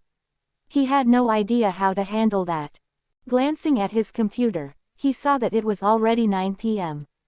It had been over an hour since he'd gotten home. Li Qingran should be awake by now. Chen Huaian opened the My Virtual Girlfriend game. Sure enough, Li Qingran was awake. The girl sat curled up in a corner, wrapped in tattered clothing, her knees clutched to her chest. Her vacant eyes stared at the ground, lost in thought. Chen Huaian noticed a half-burned red incense stick at her feet. "Your virtual girlfriend, Li Qingran, has lost her home. Recharge 6 yuan to restore it." Without batting an eye, Chen Huaian clicked, "Recharge." For just 88 yuan more, you can gift your virtual girlfriend 2 stylish new outfits. Recharge. Your virtual girlfriend, Li Qingran, is hungry and feeling down. Recharge 68 yuan to recharge. In an instant, her house was fully repaired, new outfits appeared neatly on her bed, and plates of chicken, duck, fish, and fruit clattered onto the table. The commotion was impossible for Li Qingran to ignore. She knew the senior had come to check on her. She already suspected he'd been here earlier. After all, the small craters of scorched earth surrounding her house, the demon beast corpses reduced to ash by lightning, and her own recovered injuries were evidence enough. The sudden appearance of the beasts was bizarre, but while exploring the charred surroundings, she had found a broken, frenzied beast incense stick under a tree. This kind of incense, used to lure beasts, was a common tool for sects when hunting. Different sects crafted their incense sticks with distinct markers. For instance, Cangyun sect's frenzied beast incense was marked with azure cloud patterns at the base. These cloud patterns, an essential part of the incense's design, were engraved using specific materials. Removing them would significantly weaken the incense's effect. Naturally, since this was a dangerous item, all sects made sure to brand it to avoid false accusations. The person who threw the incense likely assumed it would burn away completely, leaving only ash. Little did they expect the senior to arrive and turn the surrounding 500 meters into a wasteland. The perpetrator probably hadn't intended to kill her, yet had been reduced to ash alongside the beasts. "Senior." Li Qingran gazed at the ceiling, her face etched with exhaustion. Her dry lips parted slightly as she whispered. "Senior, do you think I'm someone who's hard to like? Hee, I'm absolutely smitten with you. How could you think that?" Before the first dialogue option could finish appearing, Chen Huaian dismissed it and switched to freeform conversation. Fresh from drawing in the Fortune Carp lottery pool, he now had over 70 communication talismans. He was feeling invincible. Clearing his throat, he held down the talisman and spoke in a gentle tone. "Of course not. In my eyes, you're a polite, thoughtful girl who works hard in your cultivation." Blah, blah, blah, why would you think that? What Chen Huaian said was a heartfelt 300-word mini-essay. What Li Qingran heard, however, was the solemn voice of the Tao. "Why would you say that? If that's not the case, then why does Cangyun sect, my senior brothers, my master, want to kill me? My Dantian and spiritual roots have already been destroyed. I've been expelled from the sect and banished to Wanqing Mountain to fend for myself. Why won't they leave me alone? Did I commit some grave sin? Chen Huaian watched Li Qingran's eyes, once clear and bright, now shrouded in darkness. He understood her doubts all too well. Li Qingran was a textbook example of a self-sacrificing personality. She repaid kindness 100-fold. When Taoist Qingxin accepted her as a disciple, she revered him as her most respected elder, even though he never formally guided her. When senior brother Li Qingtian looked out for her during her initiation, she treated him like a true elder brother. When second brother Xiao Yifeng gave her leftover elixirs, she managed his spiritual herbs and even volunteered to test his pills. When third brother Yun Zimo gifted her a storage ring, she silently accepted his false accusations and allowed herself to be expelled. When fourth brother Zhang Hanshao helped her once during a mission, she spent most of her monthly spiritual stones cleaning up the messes he created. Like a flower blooming under sunlight, she thrived on even the slightest warmth. But beneath her smiling facade was likely a face full of scars and tears. Kind people are often taken advantage of, just as gentle horses are ridden harder. It's not a joke, it's wisdom passed down by ancestors. Just like how he'd poured his heart into his ex, only to be betrayed. Stories like this were all too common. Treasures wasted, loyalty repaid with betrayal, hearts broken. No wonder people now devoted their time and money to pets or virtual companions. Were they foolish? No, they were just tired of being hurt. Li Qingran. Chen Huaian gazed at her through the screen, their eyes seemingly crossing the boundaries of space and time to meet. He stared into her eyes, and in their reflection, he saw himself. Today, I will help you restore your Dantian. The solemn voice of the Tao transmitted his words without omission. No matter how muddy your past may be, your future will bloom with brilliance. Chapter 19. The Divine Medicine Emerges. Qingyan Sect. At the peak of Qishao Peak, Taoist Qingxin exited seclusion only once a week to give a lecture, each session lasting 2 hours. Afterward, he would dedicate another hour to answer any questions his disciples had encountered during their cultivation. At this moment, the disciples of Qishao Peak were gathered under a venerable pine tree whose age was immeasurable. The lecture had concluded, and it was now time for inquiries. Li Qingtian was the first to stand, performing a respectful kneeling salute before addressing the figure in green robes under the pine tree. Master, it's said that the sect leader's direct disciple, Zhao Lingtian, was struck by a magic cultivator, shattering his Dantian. The sect leader has been spending exorbitantly to find a solution.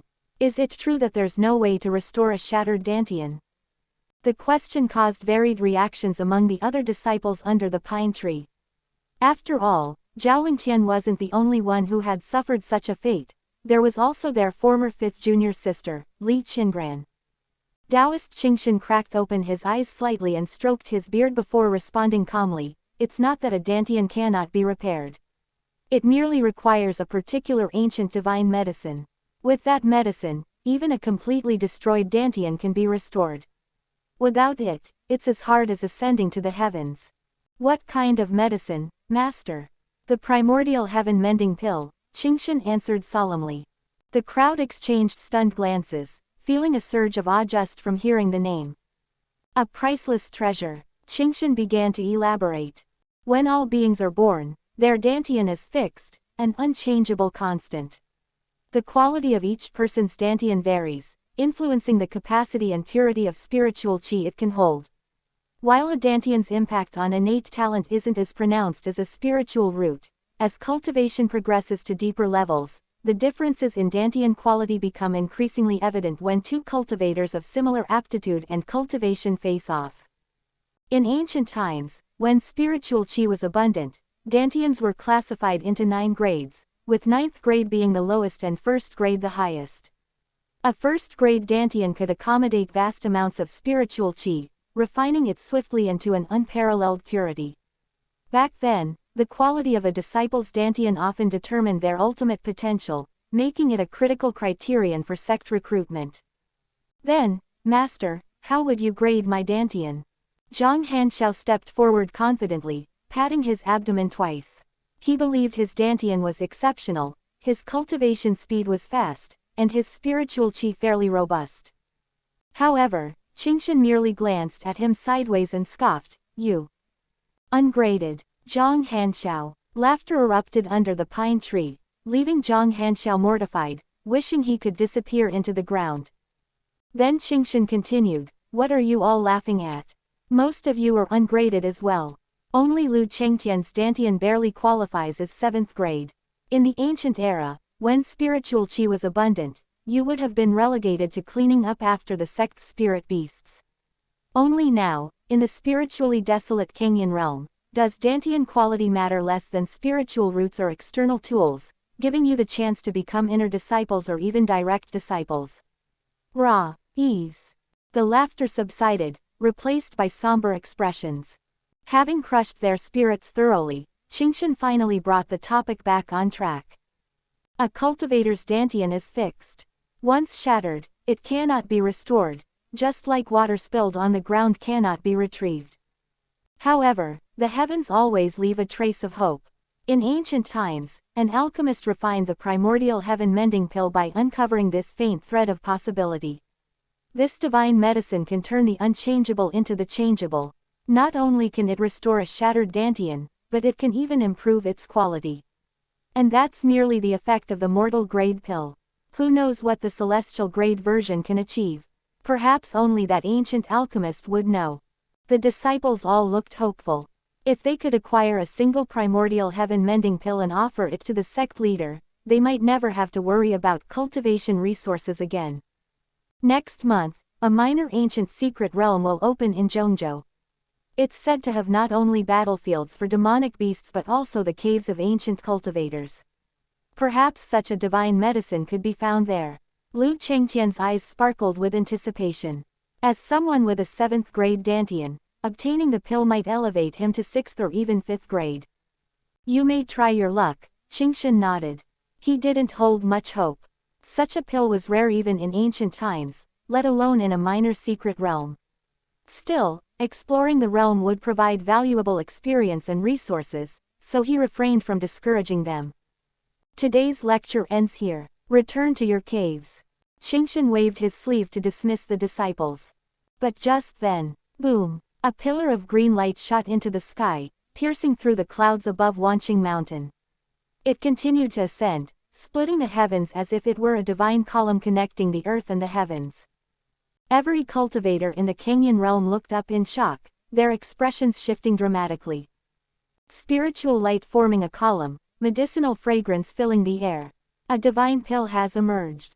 It's coming from the direction of Wanqing Mountain. Let's go, we might make it in time. What kind of pill could it be? If I get my hands on it, my cultivation will surely advance by leaps and bounds. At the peak of Qishao Peak, Qingxun's eyes snapped open. In the blink of an eye, he soared toward the green light, while powerful cultivators from other main peaks of Qingyun sect followed suit. All capable cultivators near Wanqing Mountain mobilized instantly. Celestial grade primordial heaven mending pill detected. Would you like to pay 18 yen to conceal the heavenly phenomenon? Chen Huaian stared at the notification on his phone, his mouth twitching. Makes sense, this celestial phenomenon was as blatant as a neon sign declaring a treasure's presence. On the map, countless red dots appeared and began converging on his location, sending chills down his spine. Thankfully, the game developers seemed lenient since he'd already spent over 90,000 yen. They didn't push him to spend more. Still, he felt annoyed.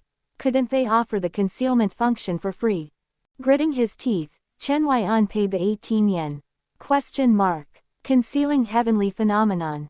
The green pillar of light vanished, along with the medicinal fragrance in the air. Qingxun, who had nearly reached Wanqing Mountain, stopped mid-air, dumbfounded. His divine sense swept the area for miles, but he found nothing. Isn't that Li Qingran? Recognizing his former 5th disciple in a small hut, Qingxun scowled. Does she think staying in Wanqing Mountain will get her back into the sect? Shaking his head, he dismissed her presence with a cold laugh. Failing to locate the pill, he returned to Qingyun sect in frustration. Unbeknownst to anyone, The divine pill that had shaken the Cangyun Realm now lay on an ordinary wooden table. In the corner, a girl sat trembling, completely petrified. Chapter 20. Swearing to the Heavens. P. Predecessor. What is this? Li Qingran was initially startled when Chen Huaian mentioned helping her restore her dantian. Then something landed on the table, and the entire room was engulfed in a radiant green light accompanied by a dense medicinal fragrance. Just one breath made her feel as though her spiritual qi was circulating faster. This is the medicine that can restore your dantian, Chen Huaian replied. He didn't reveal the name of the pill. After all, just one look at it screamed, priceless. To Chen Huaian, Li Qingran was essentially a high-intelligence AI character. Given the current level of AI technology, it wasn't impossible to achieve this degree of sophistication, provided there was enough data to train the model. Since the game developers were skilled hackers, creating such an advanced AI model would be a walk in the park. Although high-intelligence AI differed from humans, it could simulate emotions under the influence of its data streams. If he outright told Li Qingran that it was a primordial heaven-mending pill, she'd surely refuse to accept it. Medicine to restore a dantian. Li Qingran murmured, stunned. She had never heard of such a thing. To her knowledge, once a dantian was shattered, it was virtually impossible to repair. Even if restoration was conceivable, it would involve methods far beyond the reach of a Foundation establishment cultivator like her. Moreover, the sheer commotion caused by the appearance of this pill indicated its immense value. Predecessor, this medicine is too precious. I cannot accept it. Li Qingran's tone was resolute.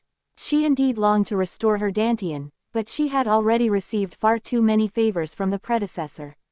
She had no means to repay him in equal measure, and this imbalance filled her with guilt.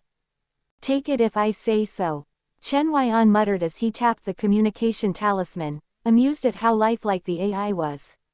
In most other games, even ones with nurturing elements, the NPC would simply accept the item without question. He continued, this pill was prepared specifically for you. It's useless to me. Take it now, or others will come and snatch it. What Li Qingran heard was, this pill is useless to me. The commotion just now has already drawn attention from other cultivators, and I can't conceal the heavenly phenomenon for long. If you don't consume it now, you'll only be making trouble for me. Li Qingran glanced at the ceiling, her eyes returning to the pill on the table. She bit her lower lip, visibly conflicted. Consuming the pill would leave her with a crushing debt of gratitude. But refusing the pill would mean causing trouble for her predecessor. Hurry up. The sharp reprimand from above startled her, causing her to tremble. Faced with a choice between breaking her principles and defying her predecessor, she ultimately chose to break her principles. She couldn't bear to make him angry. Carefully, she picked up the pill, her expression filled with apprehension. Chen Huaian smirked as he watched her hesitantly cradle the pill in her hands. So in the end, you still obediently listen to me. He realized that being called predecessor by Li Qingran was starting to get to his head. Perhaps from now on, he should refer to himself as this lord. It felt more fitting for the occasion. If you don't take the pill, my 90,000 yuan will have been wasted. Amid the urgency earlier, he hadn't even had the chance to check what he'd won during the last 500 draws. Li Qingran, holding the pill, decided that if she was to break her principles, she must find a way to make amends. Looking up at the ceiling, she raised one hand, holding 3 fingers upright to represent heaven, earth, and man, and declared in a loud voice. Today, this junior Li Qingran received the aid of the predecessor, gaining the divine medicine to restore my dantian. I am deeply ashamed of my inability to repay this kindness. From now on, should the predecessor require anything of me, I vow to face mountains of blades and seas of fire, even the infernal depths, without hesitation or regret. She swore this to the Tao of Heaven and to her Tao heart, her words resonating with the heavens. Spiritual qi surged around her, lifting her long black hair and revealing her determined gaze. Having made her vow, she was free of burden. With no hesitation, she raised the pill to her mouth and consumed it. She had now entrusted everything she had to the predecessor. It was the only thing she could offer. The celestial grade primordial heaven mending pill dissolved the moment it touched her tongue, transforming into a clear stream that flowed directly toward her shattered dantian. From Chen Huaian's perspective, a golden thread snaked its way into her abdomen. At the same time, the entire room began to spin, as if drawn into a vortex centered around Li Qingran. The vortex expanded outward, forming a tornado that reached the sky. So this is a spiritual chi vortex. Chen Huaian mused. Since the game was set in a cultivation world, Li Qingran was likely absorbing a vast amount of spiritual chi to fuel the pill's effects. Speaking of which, isn't this causing a bit too much commotion? Shouldn't I conceal it again? The spiritual chi vortex tore through the clouds above, leaving a gaping hole in the sky. On the map, the chaotic red dots swarmed toward his location like moths to a flame. Question mark. Li Qingran has consumed the celestial grade primordial heaven mending pill, triggering continuous heavenly phenomena. Would you like to pay 28 yen to conceal the heavenly phenomenon? What the? Chen Huaian was both furious and amused. Drip feeding me now, huh? Can't you just be straightforward? Despite his grumbling, he begrudgingly paid the 28 yen. In Wanqing Mountain. It's over there. It's over there. Such an overwhelming surge of spiritual chi. This must be where the divine pill emerged. Ha ha ha. I'm going to ascend to immortality. Suddenly, the vortex of spiritual chi dissipated, snuffed out as if by an invisible hand. The treasure hunters were left dumbfounded once again. Damn it. Where did it go? Are you kidding me? Forget it. Search everywhere. Don't let anything slip past, even if it's a pile of dung. Sniff it just in case. Meanwhile, Chen Huaian was contentedly admiring Li Qingran as she meditated in a cross-legged position. She sat quietly, strands of black hair cascading over her shoulders, swaying gently amidst the flow of spiritual chi. Her simple attire complemented her serene and elegant demeanor. Usually, her eyebrows carried a hint of heroism, but now, with her eyes closed and her lips pressed tightly together, her pale face bore a delicate, sickly beauty that evoked pity. Chen Huaian, a practical-minded science student, didn't have much in the way of flowery language. Still, he couldn't help but marvel at her beauty in his own way. Damn, she's stunning. He forced himself to look away. Any longer, and he might find it impossible to concentrate later.